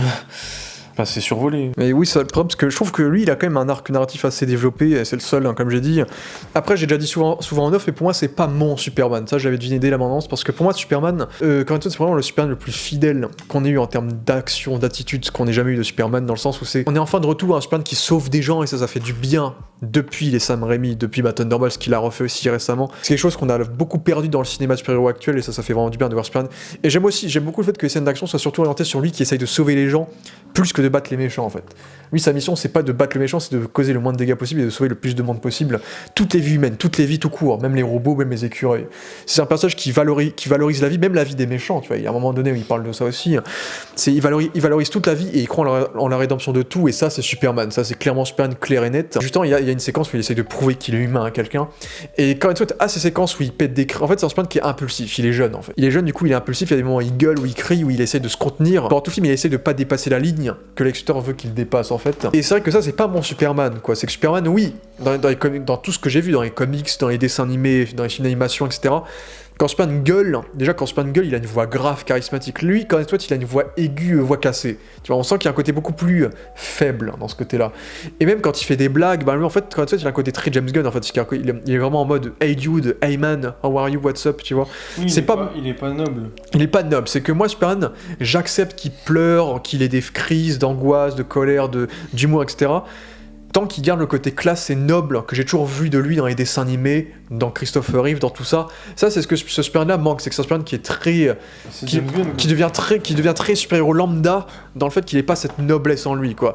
C'est un Superman que j'accepte qui existe dans diverses versions des comics, ça je le dis clairement, c'est par exemple physiquement il ressemble beaucoup au Superman de Dan Mora, il me semble, mais quand il souhaite, justement je trouve qu'on l'avait déjà dit à un moment donné, mais je trouve qu'il a un côté très Brendan Fraser.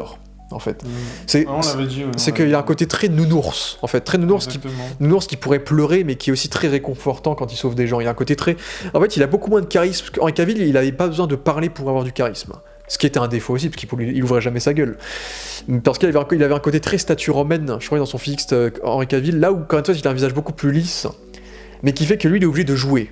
Donc je trouve que c'est la contrebalance qui fait que les deux se valent presque dans ce délire-là. Ce qui fait que Ryan Swan, je trouve qu'il joue bien ce qu'il doit jouer. Mais que dans sa direction, il est encore trop... en fait, c'est un Superman qui est fait pour évoluer, en fait. Ce qui fait que là, ce Superman-là actuel, c'est pas mon Superman encore. Il est encore trop jeune, trop impulsif. Et j'attends le moment où il va apprendre à devenir plus sage.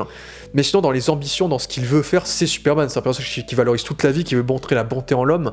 Et merci à James Gunn de nous donner un film de super-héros pour le coup qui a du cœur et qui veut montrer de la bonté, quoi. Pas juste de l'action, mais surtout valoriser le sauvetage des gens et le sauvetage de l'espoir. En fait, c'est que on est sur une histoire pro-immigration où tu as un personnage, un étranger qui arrive sur Terre, qui va assimiler les valeurs américaines de l'Amérique ou de la Terre en général. On peut prendre la Terre en exemple global, et qui va s'en servir pour devenir l'exemple ultime de la bonté terrienne, quoi.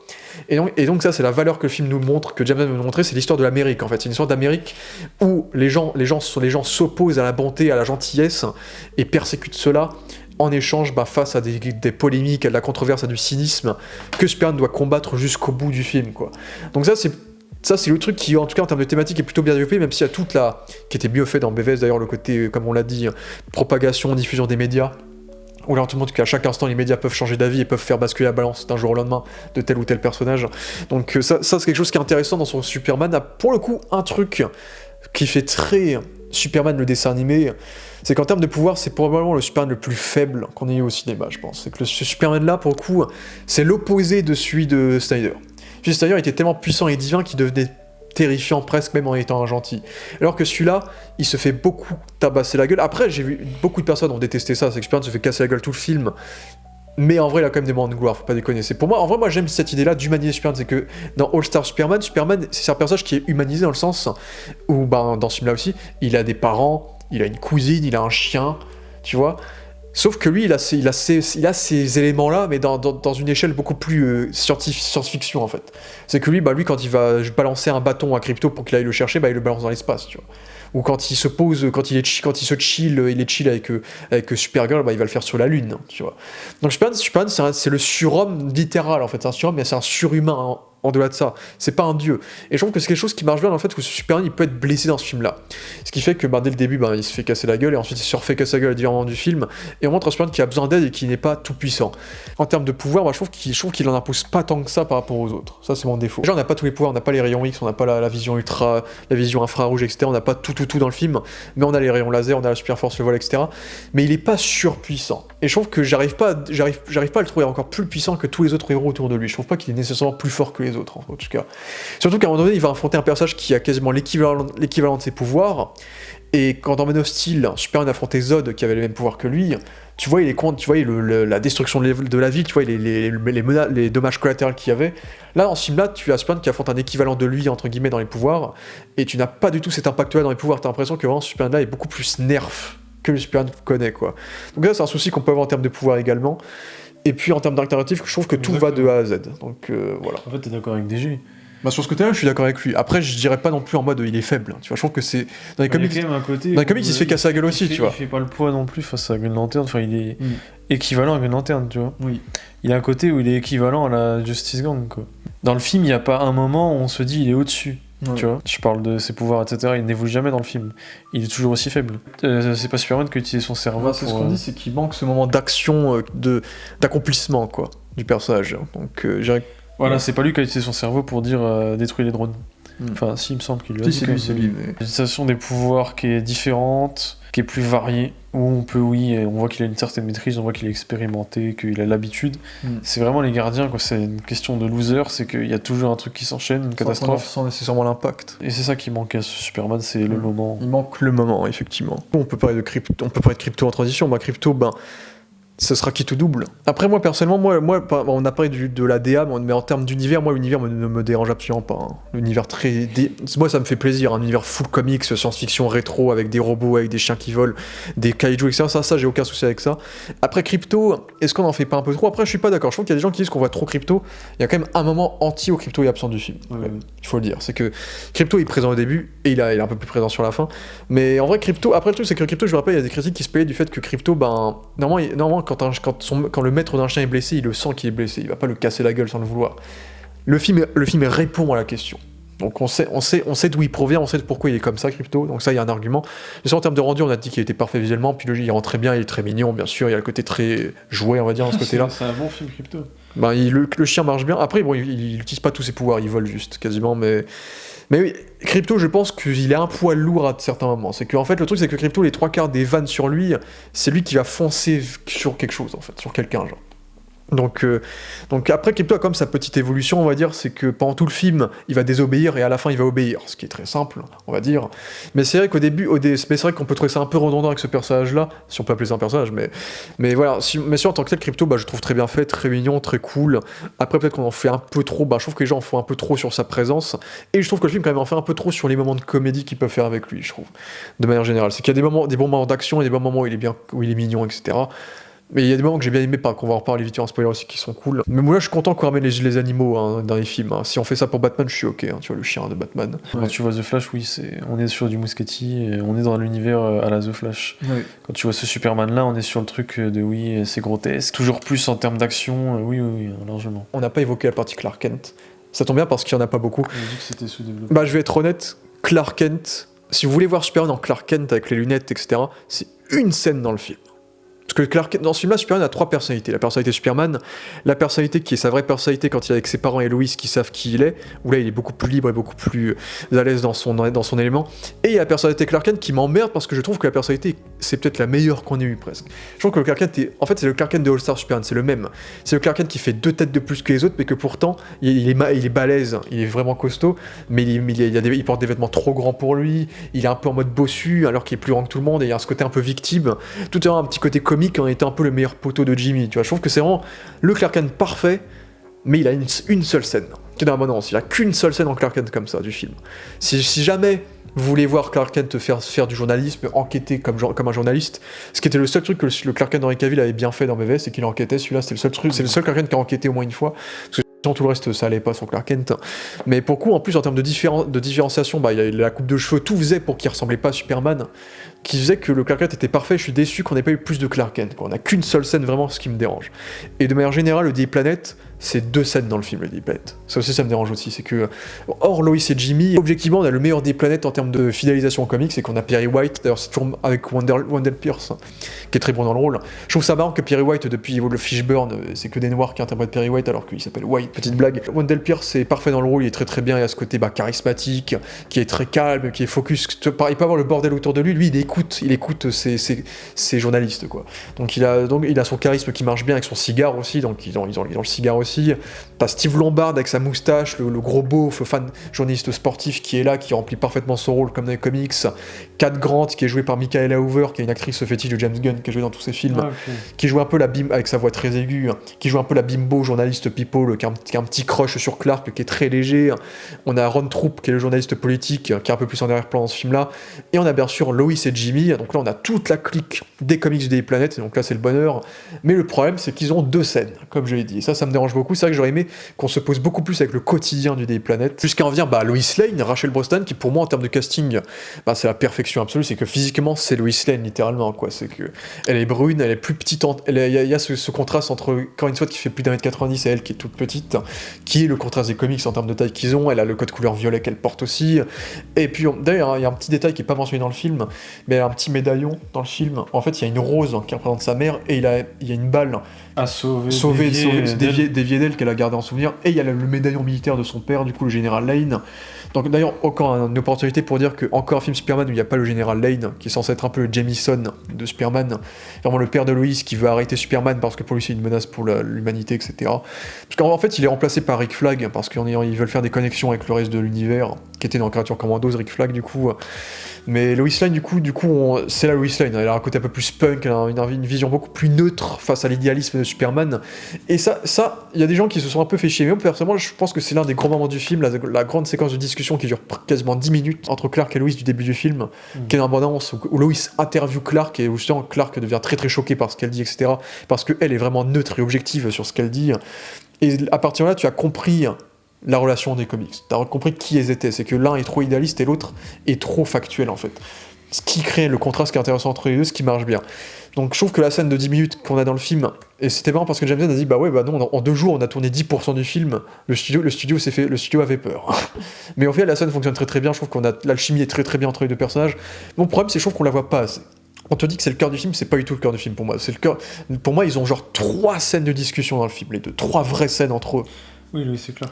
Ce qui est très peu pour un film, pour un couple dans un film de super-héros, dans un film en général en fait.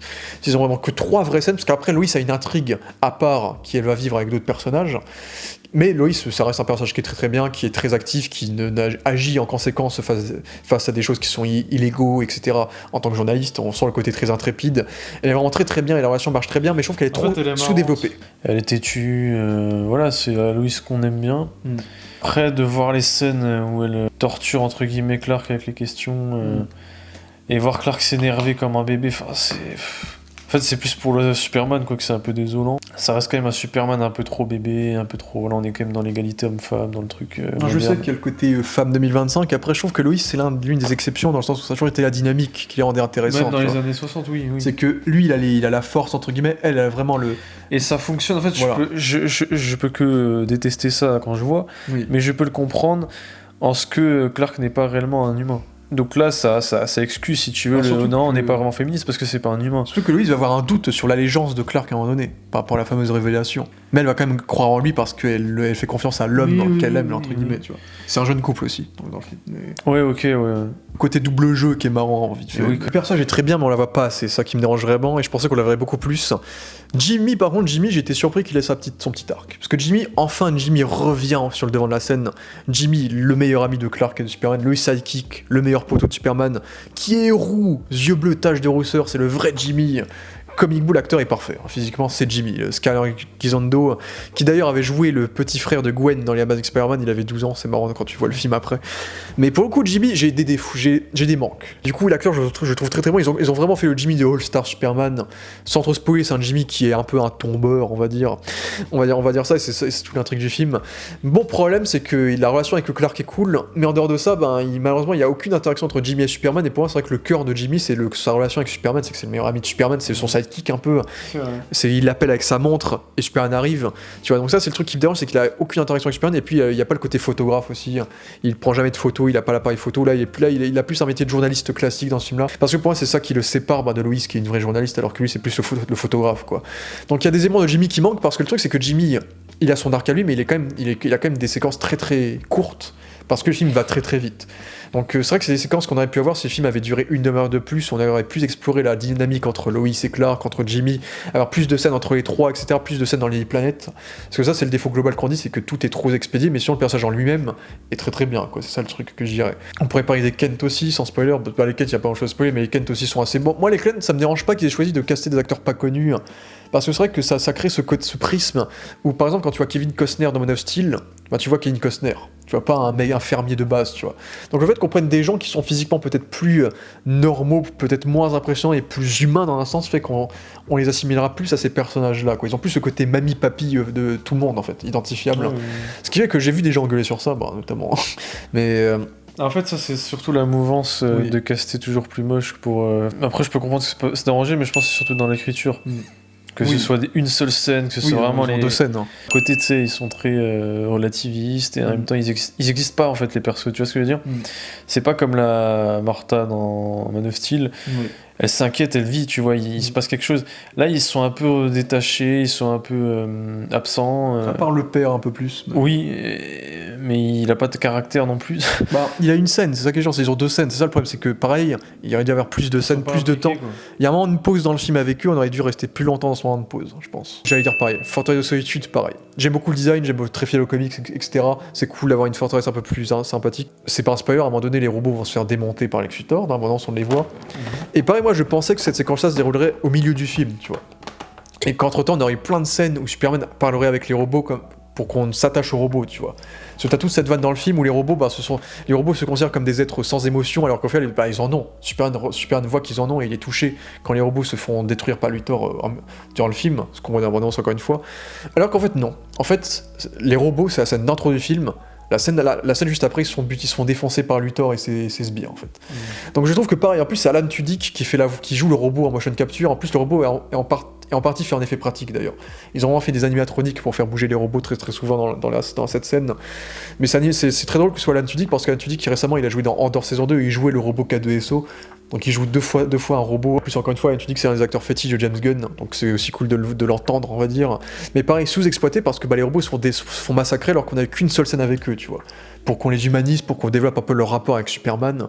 C'est vrai que je pensais qu'on allait voir beaucoup plus Superman dans la forteresse, être assis sur son super ordinateur, créer un zoo, je sais pas. En fait, non, t'as la scène d'intro, il est guéri, entre guillemets, et là, boum, il repart, il revient, ah bah merde, ils sont tous défoncés.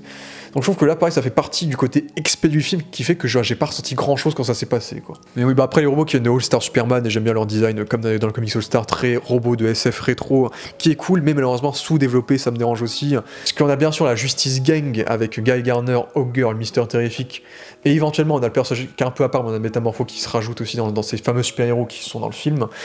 Et là, juste, ça me surprend de dire que Mister Terrific, c'est un des meilleurs personnages du film. C'est surtout que Mister Terrific, ça a jamais été un personnage que j'aimais bien dans les comics, parce que pour moi c'est vraiment le cliché. C'est vraiment le cliché, on s'est dit, ah merde, on n'a pas un super-héros noir qui est riche. Ah merde, on n'a pas un super-héros noir qui est athlétique. Ah merde, on n'a pas un super-héros noir qui est super fort en technologie et qui est super intelligent.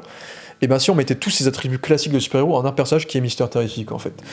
Et du coup c'est un personnage que j'ai jamais trouvé très original et assez forcé dans son incrustation de base. Et dans ce film-là ils m'ont prouvé que le personnage était cool en lui-même, quoi. C'est que dans son design avec sa veste en cuir, son thé en masque, en plus qui marche plutôt bien, c'est l'un des seuls qui marche plutôt bien dans son design général. Et parce que c'est un personnage qui est très froid en termes d'émotion, parce que c'est le personnage intelligent, mais quand il doit gueuler ou quand il doit déranger Superman, là il le fait en mode bien afro-américaine, tu vois. Donc c'est un personnage qui a de l'expression mais pas trop. Je trouve qu'Eddie Gattegi est assez bon dans le rôle. Il y a ce côté marquant dans le fait qu'il soit froid et qu'en fait l'humour est causé par son intelligence en fait. C'est un petit peu comme Drax dans Les Gardiens. C'est que c'est un personnage qui est tellement intelligent qu'il comprend pas le second degré. Parfois il rectifie quelqu'un et c'est drôle, tu vois. Donc je trouve que c'est un personnage du coup qui est très très aligné. C'est que dès qu'il voit un truc qui le satisfait pas, ça le fait chier tellement il est intelligent et il veut que tout soit parfait souvent. Donc il y a une scène dans la toute fin du film qui est un peu comme ça par exemple. Et puis c'est lui, comme on l'a dit, qui a le droit à la meilleure scène d'action du film, où effectivement il est très stylé, et c'est lui qui a les meilleurs moves du film dans cette partie-là. Donc Terrific, pour moi, c'est la vraie surprise du film, et Eddie Gattegi a donc droit à sa revanche, parce que c'était lui qui avait joué le mec qui crevait, le mec qui est censé survivre à tout, qui crève dans X-Men le commencement, et là il a sa revanche en jouant un personnage qui est parti pour durer pour la suite, du coup. Après je trouve que Guy Garner, j'avais peur qu'il fasse trop sur Guy Garner avec Nathan Fillion, autre acteur fétiche de Gunn, qui joue Gunn qui lui donne un gros rôle. En plus c'est très symbolique parce que Nathan Fillion c'est lui qui doublait Hal Jordan dans tous les films d'animation d'ici depuis 20 ans. Donc Nathan Fillion a symboliquement toujours été très lié au Green Lantern de base. Donc pour moi c'est pas juste j'ai casté mon pote dans le rôle, tu vois. Et même si je dis qu'en termes de design j'ai du mal avec ce qu'ils en ont fait, en termes de personnalité je trouve que c'est le Guy Gardner des comics. Et d'ailleurs ça fait du bien de voir enfin un Green Lantern au cinéma, ça fait depuis 2011 presque, on va dire, qui était pas déjà une très bonne année, qu'on en a pas eu. Ils en ont pas trop fait sur le côté connard. C'est un connard, oui, il est très provocateur, il a un côté très très hautain et égocentrique bien sûr, mais on montre quand même que c'est un personnage qui est compétent, ça reste un héros compétent qui sait faire le job quand il faut le faire, quoi. Donc je trouve qu'ils ont bien géré ce côté-là, et puis lui, pour le coup, c'est un des rares personnages, comme c'est un personnage fonction, il a pas besoin d'apparaître plus que le temps d'écran qu'il a dans le film, je trouve. On est vraiment sur le fonctionnement comique. T'as juste des persos, pour leurs attributs, ils ne servent à rien. Techniquement. Hawkgirl en vrai c'est celle qu'on voit le moins du film, Isabelle Merced, donc actrice américano-péruvienne. Moi de base je suis pas fan du fait qu'ils aient... C'est pas un spoiler parce qu'on connaît pas du tout la backstory du personnage dans le film. Moi, je suis pas fan parce qu'on a vraiment l'impression que James Gunn compte faire la Justice League du dessin animé, avec Jon Stewart, etc., qui sera dans la série Green Lantern. Et là, et normalement, la version de Hawkgirl qui est dans la Justice League, c'est Shayera, qui a genre plus de 30 ans, genre elle est adulte, quoi. Alors qu'Isabella Merced, bah, c'est une jeune adulte, quoi. Elle a la vingtaine. Donc, et moi, je vois pas du tout Isabella Merced être en couple avec le Jon Stewart de la série Green Lantern. Et personnellement, ça me dérange qu'on ait cette Hawkgirl-là et pas la Shayera, parce que moi, je veux une Hawkgirl adulte dans la Justice League, pas une ado de 24 ans, tu vois. Donc, mais au final, je connaissais pas la version de Kendra Sanders de Hawkgirl. En fait, parce que Hawkgirl, faut sortir dans les comics, vite fait, vous faire le topo. C'est une alien ailée hein, qui atterrit en Égypte ancienne, qui devient l'une des pharaons d'Égypte avec son mari qui est Hawkman, qui ensuite, à cause d'une malédiction, se fait tuer et est condamné à ressusciter avec son mari. À chaque fois, tout en gardant la mémoire de tous ses prédécesseurs. Et le truc, c'est que Kendra, c'est une adolescente qui se suicide, en fait, c'est une adolescente dépressive qui se suicide, et quand elle se réincarne avec les souvenirs de Hawkgirl et de elle avant qu'elle se soit suicidée. Du coup, c'est un personnage qui a une grosse crise identitaire, ce qui fait que c'est un personnage qui peut être intéressant. Et oui, en termes d'action, elle a des petits moments sympas, mais sinon, il n'y a pas grand chose à dire sur elle, hormis le fait qu'à la fin du film, elle nous promet peut-être quelque chose qui pourrait être intéressante si jamais on la revoit par la suite, quoi. Et il y a Métamorpho, qui est joué par Anthony Carrigan, pareil, longue histoire chez DC, il a joué Zaz dans Gotham, il a joué un méchant aussi dans The Flash, et là, enfin, il joue les héros chez DC, en jouant Métamorpho. Je suis très content de voir Métamorpho, parce qu'on l'a jamais eu en adaptation live action. Métamorpho, c'est l'un de ces personnages où tu te dis, si tu les adaptes en live, à quoi ils ressemblent, tu vois. Donc, parce que c'est un personnage qui est très comique, qu'il a une texture par partie de corps dans son design. Et honnêtement, Métamorpho, un peu comme Clayface, on dirait là. Modoc. Sacrée réussite, je trouve juste que son personnage est quand même plus fonction que émotion. C'est un personnage qui est clairement là pour... c'est un peu littéral parce que c'est un peu un outil dans le film pour un certain personnage. Et il sert d'outil pour un autre personnage. Mais il y a un côté émotion qui est là, mais qui est très sous-développé sur ce personnage-là, qu'on parle en spoiler. Mais sinon, Métamorpho en lui-même, c'est un personnage qui est très cool en termes de visuel, en termes de pouvoir aussi. Ils sont allés à fond dans les pouvoirs, pour le coup, ils ont vraiment respecté ce qu'était Métamorpho, et Carrigan est très bon aussi. Mais je trouve qu'en termes de pur climax d'émotion, c'est un personnage qui aurait peut-être mérité un peu plus de temps d'écran aussi. C'est aussi un personnage qui est très introductif dans ce qu'il pourrait devenir par la suite, quoi. Je pense qu'on arrive aux antagonistes, c'est que je pense peut-être mon personnage préféré du film, peut-être le meilleur acteur du film, et peut-être la meilleure version du personnage à débattre, ça c'est à débattre, du film, c'est-à-dire Nicholas Hoult en Lex Luthor. Et pour le coup, moi je suis pas très fan de Nicholas Hoult d'habitude, parce que je trouve que, en fait, Nicholas Hoult c'est un mec qui a un visage normal, c'est le mec normal. C'est un mec qui a un visage assez doux, assez beau gosse. Il a un côté Twilight quand même. Ouais, il a ce côté-là. On dirait le cousin de Pattinson. Il y a un peu ce côté-là, effectivement, et moi je l'avais jamais aimé en fauve, j'avais toujours trouvé très très lisse en fauve dans X-Men. Et c'est vraiment dans des rôles où il joue des personnages un peu nuls ou un peu normaux, genre dans les Clint Eastwood ou dans Nosferatu, que je trouve qu'il passe bien. Et j'avoue qu'en Lex Luthor, il m'a plutôt surpris. Je trouve que Lex Luthor, il marche très très bien, dans le sens où ce Lex Luthor là, c'est vraiment je crois qu'au cinéma, on n'a jamais vu un personnage être autant en mode hater que ce Lex Luthor là. Jamais vu un vilain autant détester son ennemi que dans ce film. Pour le coup, c'est complètement l'essence de Lex Luthor. C'est ce personnage qui se prend pour un dieu tellement il est intelligent, mais lui il veut tuer Dieu, mais ce dieu là, lui, ne se prend pas pour un dieu, mais se prend pour un humain, donc il y a toute une opposition qui est intéressante entre ces deux personnages là. Et c'est vrai qu'on a la version de Rosenbaum dans Smallville qui était très très bien, et celle de Superman et Lois qui était très très bien aussi, mais celle-là vraiment, je me demande s'il surpasse pas, parce que moi j'avais peur du côté un peu comique de ce Lex Luthor là, parce qu'il y a un côté un peu parodique dans ce Lex Luthor. J'aime pas le Lex Luthor de Gene Hackman, par exemple, trop clownesque pour moi. J'aime beaucoup plus le Lex Luthor businessman qui a LexCorp. Il n'y a aucun aspect business dans un film de Lex Luthor. Je suis pas d'accord, parce qu'il est relié à des conflits géopolitiques, il a des rendez-vous avec des meetings importants. Il est intéressant de ce point de vue-là, il est surtout marrant ce Luthor, c'est un comique. Pour moi, c'est Gene Hackman 2.0, ce Lex Luthor. Ils ont fait un truc très comique, où il fait le hater, où il gueule comme un enfant. On dirait un peu Kylo Ren. Et il a du pouvoir, mais il a aucun moment où il impose sa puissance de manière politique, c'est pas Trump. C'est un personnage qui se sert de sa réputation médiatique pour essayer de faire tomber Superman, oui. quoi. Mais on a plus l'impression de voir un gamin qui utilise son pouvoir de fils de riche, qu'un vrai riche qui s'est bâti tout seul, tu vois, dans ce film-là. Parce qu'il réagit comme un gamin vis-à-vis de Superman. Après, c'est pas dans le film, mais James Gunn avait dit que cette version-là, pour lui, c'était peut-être bâti tout seul. Et justement, il a tellement galéré pour devenir le héros un peu de la ville, c'est lui qui a fait développer la ville en termes de technologie, etc., que quand Superman arrive, c'est comme si t'avais un artiste qui voyait l'IA arriver, il avait dit. C'est que l'IA, en fait, t'as l'IA qui un jour arrive et qui peut faire tout ce que toi t'as mis 30 ans à bâtir en 2 secondes, tu vois. Et ça, c'est un peu la vision qu'a Lex Luthor, qui est une interprétation que je trouve intéressante. Après, il y a 2 visions qu'on pourra voir. Après, c'est pas non plus développé dans le film, ça. Non, mais... C'est de fait, mais c'est pas Ouais. développé. Mais c'est vrai que le côté un peu grand gamin, c'est pas. Je trouve que c'est un point qui marche bien parce que Lex Luthor, c'est un personnage qui est fatalement extrêmement intelligent, mais qui est émotionnellement extrêmement revanchard. Et il a un côté très gamin dans le sens où il apprend pas de ses erreurs et il est très têtu dans son idéal en fait. Il a un parallèle intéressant émise face aux politiciens d'aujourd'hui. En fait, c'est un personnage qui est très clairement raciste, discriminatoire, xénophobe, etc. C'est qu'il durant tout le film, il dit qu'il aime pas les méta-humains, mais Superman, lui, c'est pire. Parce que Superman, lui, c'est l'être le plus dangereux de la Terre, et lui, en plus, il vient pas de la planète, tu vois. C'est un alien. Donc, donc je trouve qu'on exploite bien ce côté. C'est un mec qui profite de son entourage. Et ben, c'est aussi ça, c'est que c'est pas un grand spoiler, mais tu vois, il y a une ingénieuse dans le film qui bosse pour lui. Bah, Lex Luthor, il déteste tellement les méta-humains que lui, il crée ses propres méta-humains pour aller affronter Superman. Donc il se sert de ce qu'il déteste pour arriver à ses fins. C'est tout ce qu'il fait, c'est que lui, dans le film, les 3 quarts des choses qui arrivent dans ce film, c'est Luthor qui les crée. Luthor est prêt à créer le propre équivalent de son pire ennemi, alors que lui, il déteste son pire ennemi, juste pour le faire tomber, tu vois. Bah, c'est ce que dit James Gunn, c'est que pour lui, Lex Luthor est tellement intelligent et qu'il a vraiment l'air d'être une espèce de magicien, tellement il est intelligent. Dans ce film-là, je trouve que c'est quelque chose qu'on ressent. C'est que pour le coup, Lex Luthor, il est responsable de choses qui sont extrêmement comic book et extrêmement improbables en termes de pur concept de science-fiction, on va dire. On arrive comme à le rendre menaçant, dans le sens où Lex Luthor, c'est pas juste le mec qui va envoyer des gens pour faire le sale boulot, c'est que lui aussi parfois peut se saillir les mains. Et je trouve qu'il y a des scènes où t'arrives à le rendre détestable, tu vois. Et je trouve que ça marche bien. Parce que, bah, justement, Nicolas Soult a dit qu'il s'était basé sur Lex Luthor de All Star, qui était musclé justement pour montrer que ça, c'est des vrais muscles, c'est pas arrivé quand je suis né, tu vois. Après, le truc, c'est que dans les comics, ça s'appelle Lex Corp, là, ça s'appelle Luthor Corp. Ce qui est une référence à Smallville où ça s'appelait Luthor Corp parce que ça appartenait à son père avant, Lionel Luthor. Et ensuite, ça devient Lex Corp quand lui reprend l'entreprise. Donc, est-ce qu'il n'y a pas un délire similaire dans cet univers-là? On sait pas, mais on sait que James Gunn aime beaucoup Smallville, puisque Michael Rosenbaum est un pote à lui, qui jouait Lex Luthor, qui a un petit rôle, il joue un petit robot aussi dans le film. D'ailleurs, c'est pas un spoiler parce qu'on les reconnaît pas, mais tous les acteurs de fétiche de James Gunn font des voix de robots dans la forteresse à un moment donné. Pomme Clémentieff, sa femme Jennifer Holland, et du coup Michael Rosenbaum, et Michael Rooker aussi d'ailleurs.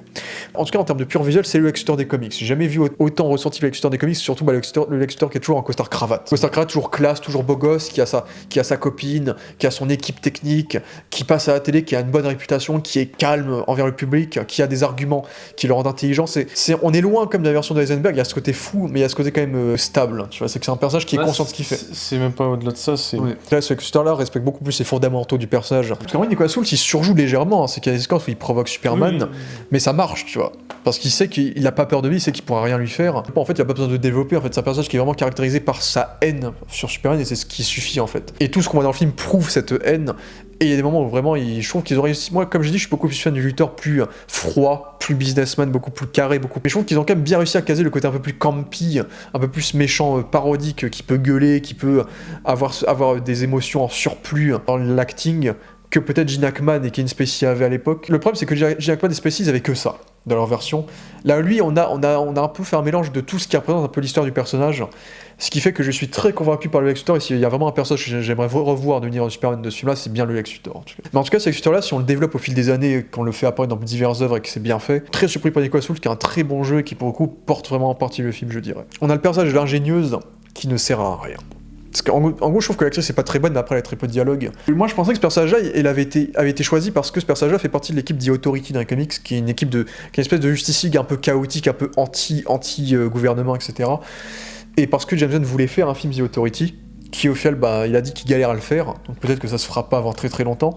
Et ce personnage-là était censé être un teasing de The Authority, mais je pensais qu'en mettant ce personnage-là, James Gunn allait nous introduire les thématiques de The Authority, c'est-à-dire que ce personnage-là représenterait un idéal de la justice qui est opposé à celui de Superman. Et en fait non, c'est pas du tout développé, il y a rien de tout ça. C'est juste une méchante qui est là pour l'action en fait. Elle fait de la nanotechnologie, je trouve que les effets de nanotechnologie sont bien foutus, hein, ses pouvoirs sont bien stylés visuellement, et parce que dans les comics elle est plus robot en vrai, là elle est vraiment clairement, elle a un côté un peu Sonic avec son physique de fin. En plus à la fin on n'insiste même pas sur ce qu'elle devient en plus.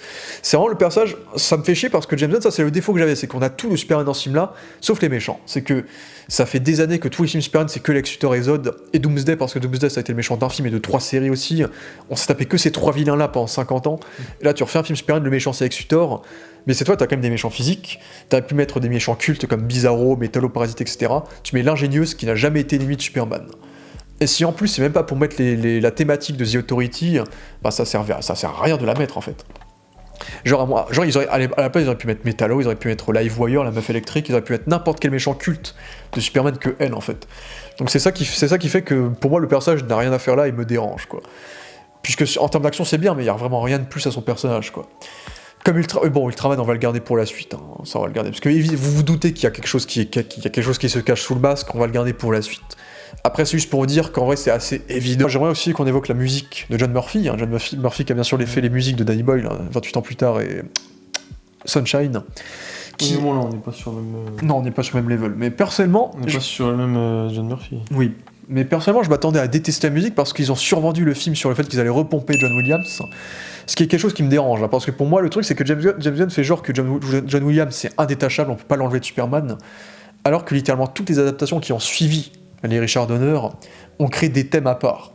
Genre Shirley Walker dans la série animée Superman a créé un thème à part, là, le thème de Lois et Clark est plutôt marquant, le thème de Superman et Lois est très très cool et très émouvant, le thème de Man of Steel, Hans Zimmer bien sûr a tout cassé aussi. La musique de Smallville. Après ça reste une chanson qui est reprise, mais tous les œuvres Superman ont un thème qui n'est pas le Richard Donner, tu vois. Et en fait le seul truc qui a repris c'est le Superman, c'est le Justice League de Joss Whedon. Donc est-ce que c'est un bon exemple? Je ne crois pas. Mais au final, ça passe plutôt bien parce que je trouve qu'on ressent John Murphy, on entend la guitare électrique un peu qu'on avait dans les 28 ans plus tard, etc. On entend les sons un peu techno, j'aime bien le thème de Lex Luthor, très techno, c'est un tempo uniforme, très techno qui va ensuite s'améliorer de fil en aiguille. Et au final, en fait, le film reprend effectivement les thèmes de Richard Donner, mais il prend des bouts des thèmes et les réagence pour créer de nouveaux thèmes, en fait.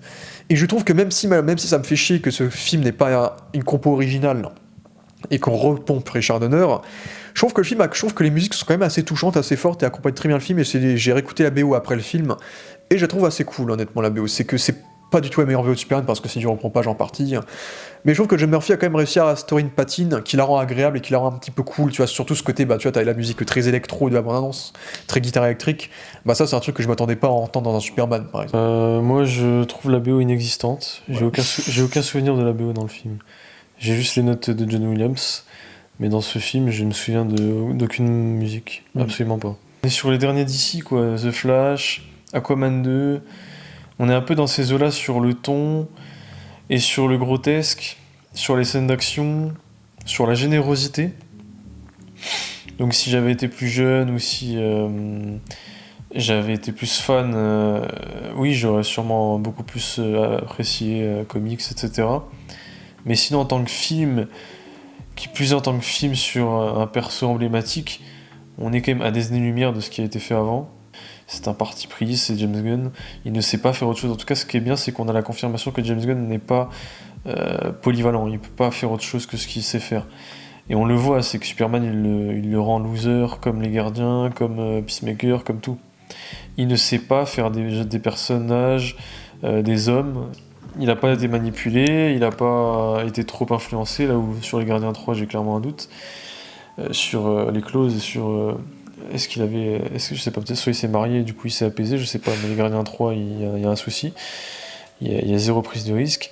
Sur celui-là c'est un premier film donc ok, mais non parce que c'est le moins bon et je suis d'accord avec toi, c'est le moins bon de ces films. Vous pouvez tenter l'expérience. Mais si vous adorez les anciens films Superman, je vous déconseille fortement, ce sera en dessous, ça c'est sûr. Mais si vous adorez les comics, c'est autre chose. Ça dépend, quels comics, en fait, tout dépend. Les classiques. Si vous aimez voir des comics en images de synthèse, en effet spécial, c'est sympa. Mais encore une fois, il n'y a pas de matière. Je pense que même dans un comics, vu que ça reste des pages, je sais pas, après, je sais que les comics ça réussit très vite et qu'on développe quand même réellement peu, seulement les vrais arcs de Batman notamment. On est plus sur un comics en live que sur un film, c'est-à-dire qu'il n'y a pas d'enjeu, il n'y a pas de réel scénario. J'ai vu quelqu'un dire que le film faisait très pilote de l'univers DC, c'est que c'était une grosse pub pour l'univers DC qui allait s'instaurer, qu'en fait, on a l'impression que c'est un pilote pour une série presque, où ensuite on attendait les autres épisodes pour qu'on développe enfin les personnages, limite. Oui, c'est un peu la structure. Ça fait très épisode du dessin animé, tu vois. De Marvel.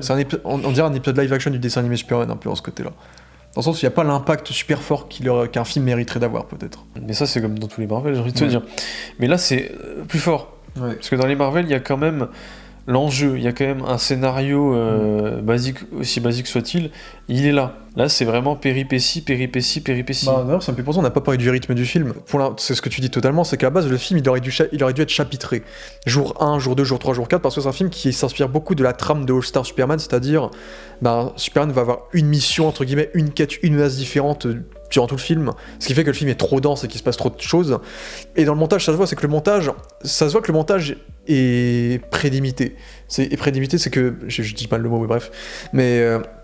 parce que ça se voit que tout... c'est prédéterminé. C'est que James Gunn, il a fait exprès de garder ce montage-là, mais je trouve que ça se voit qu'il a coupé le fait qu'à la base, ça devait être chapitré comme ça. C'est que par exemple, t'as des séquences où il y a une bête qui a un bébé au début, scène d'après, c'est déjà un géant, tu vois. Ça se voit qu'il manque le côté jour 2 au milieu, tu vois. Ça se voit qu'il y a des séquences où le montage est un peu abrupt, et où tout va très vite, et on sent que oui, le montage est voulu comme ça, dans un sens, mais à la fois...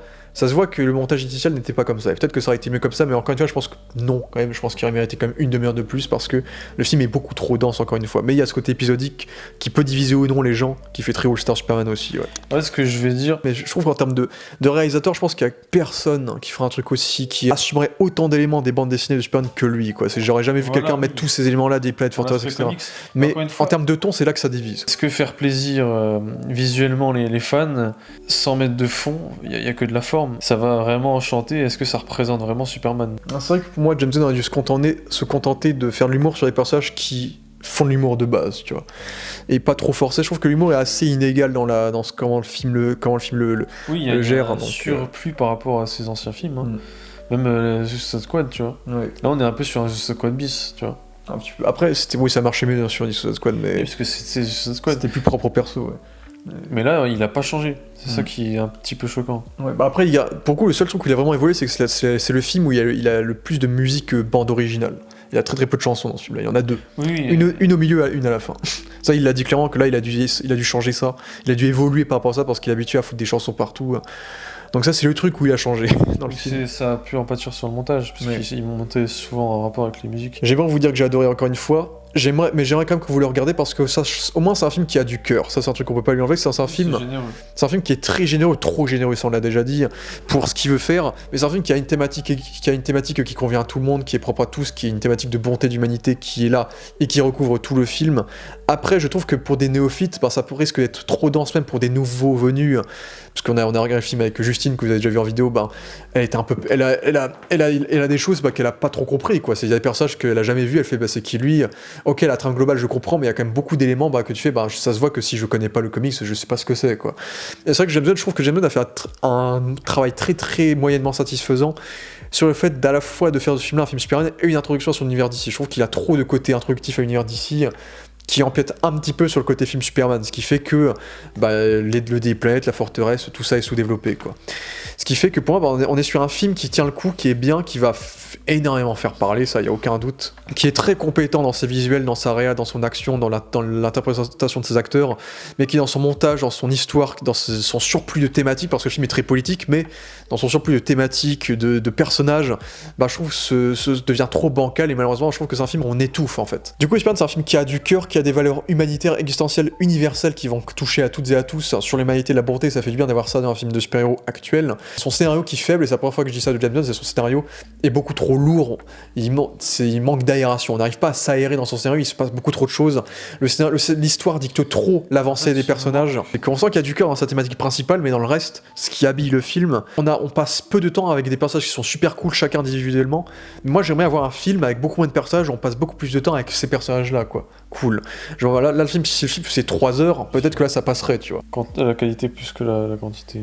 Passer un très long moment dans le film, mais en tant que fan de comics, si vous avez lu All-Star Superman, Kingdom Come, etc., Paix sur Terre, vous avez kiffé le film, si vous adorez Superman bien sûr, mais en tant que tel, en tant que pure grammaire cinématographique, malheureusement, puis pour les enfants risquent de kiffer le film aussi, c'est un film que vous pouvez aller voir avec les enfants, ça c'est le truc qui change un peu, qui fait du bien sur le côté plus coloré du film, mais sinon malheureusement ça reste une déception pour moi, c'est un film qui reste bien, qui sera pas dans les flops je pense, ça reste quand même un bon film, j'espère que les gens vont le voir et qu'on va prolonger cet univers là, parce que pour moi le vrai souci qu'il faudrait que James Gunn corrige dans une éventuelle suite, pour moi le vrai souci qu'il faudrait qu'il corrige, c'est vraiment de faire une histoire qui est beaucoup plus simple et linéaire en vrai.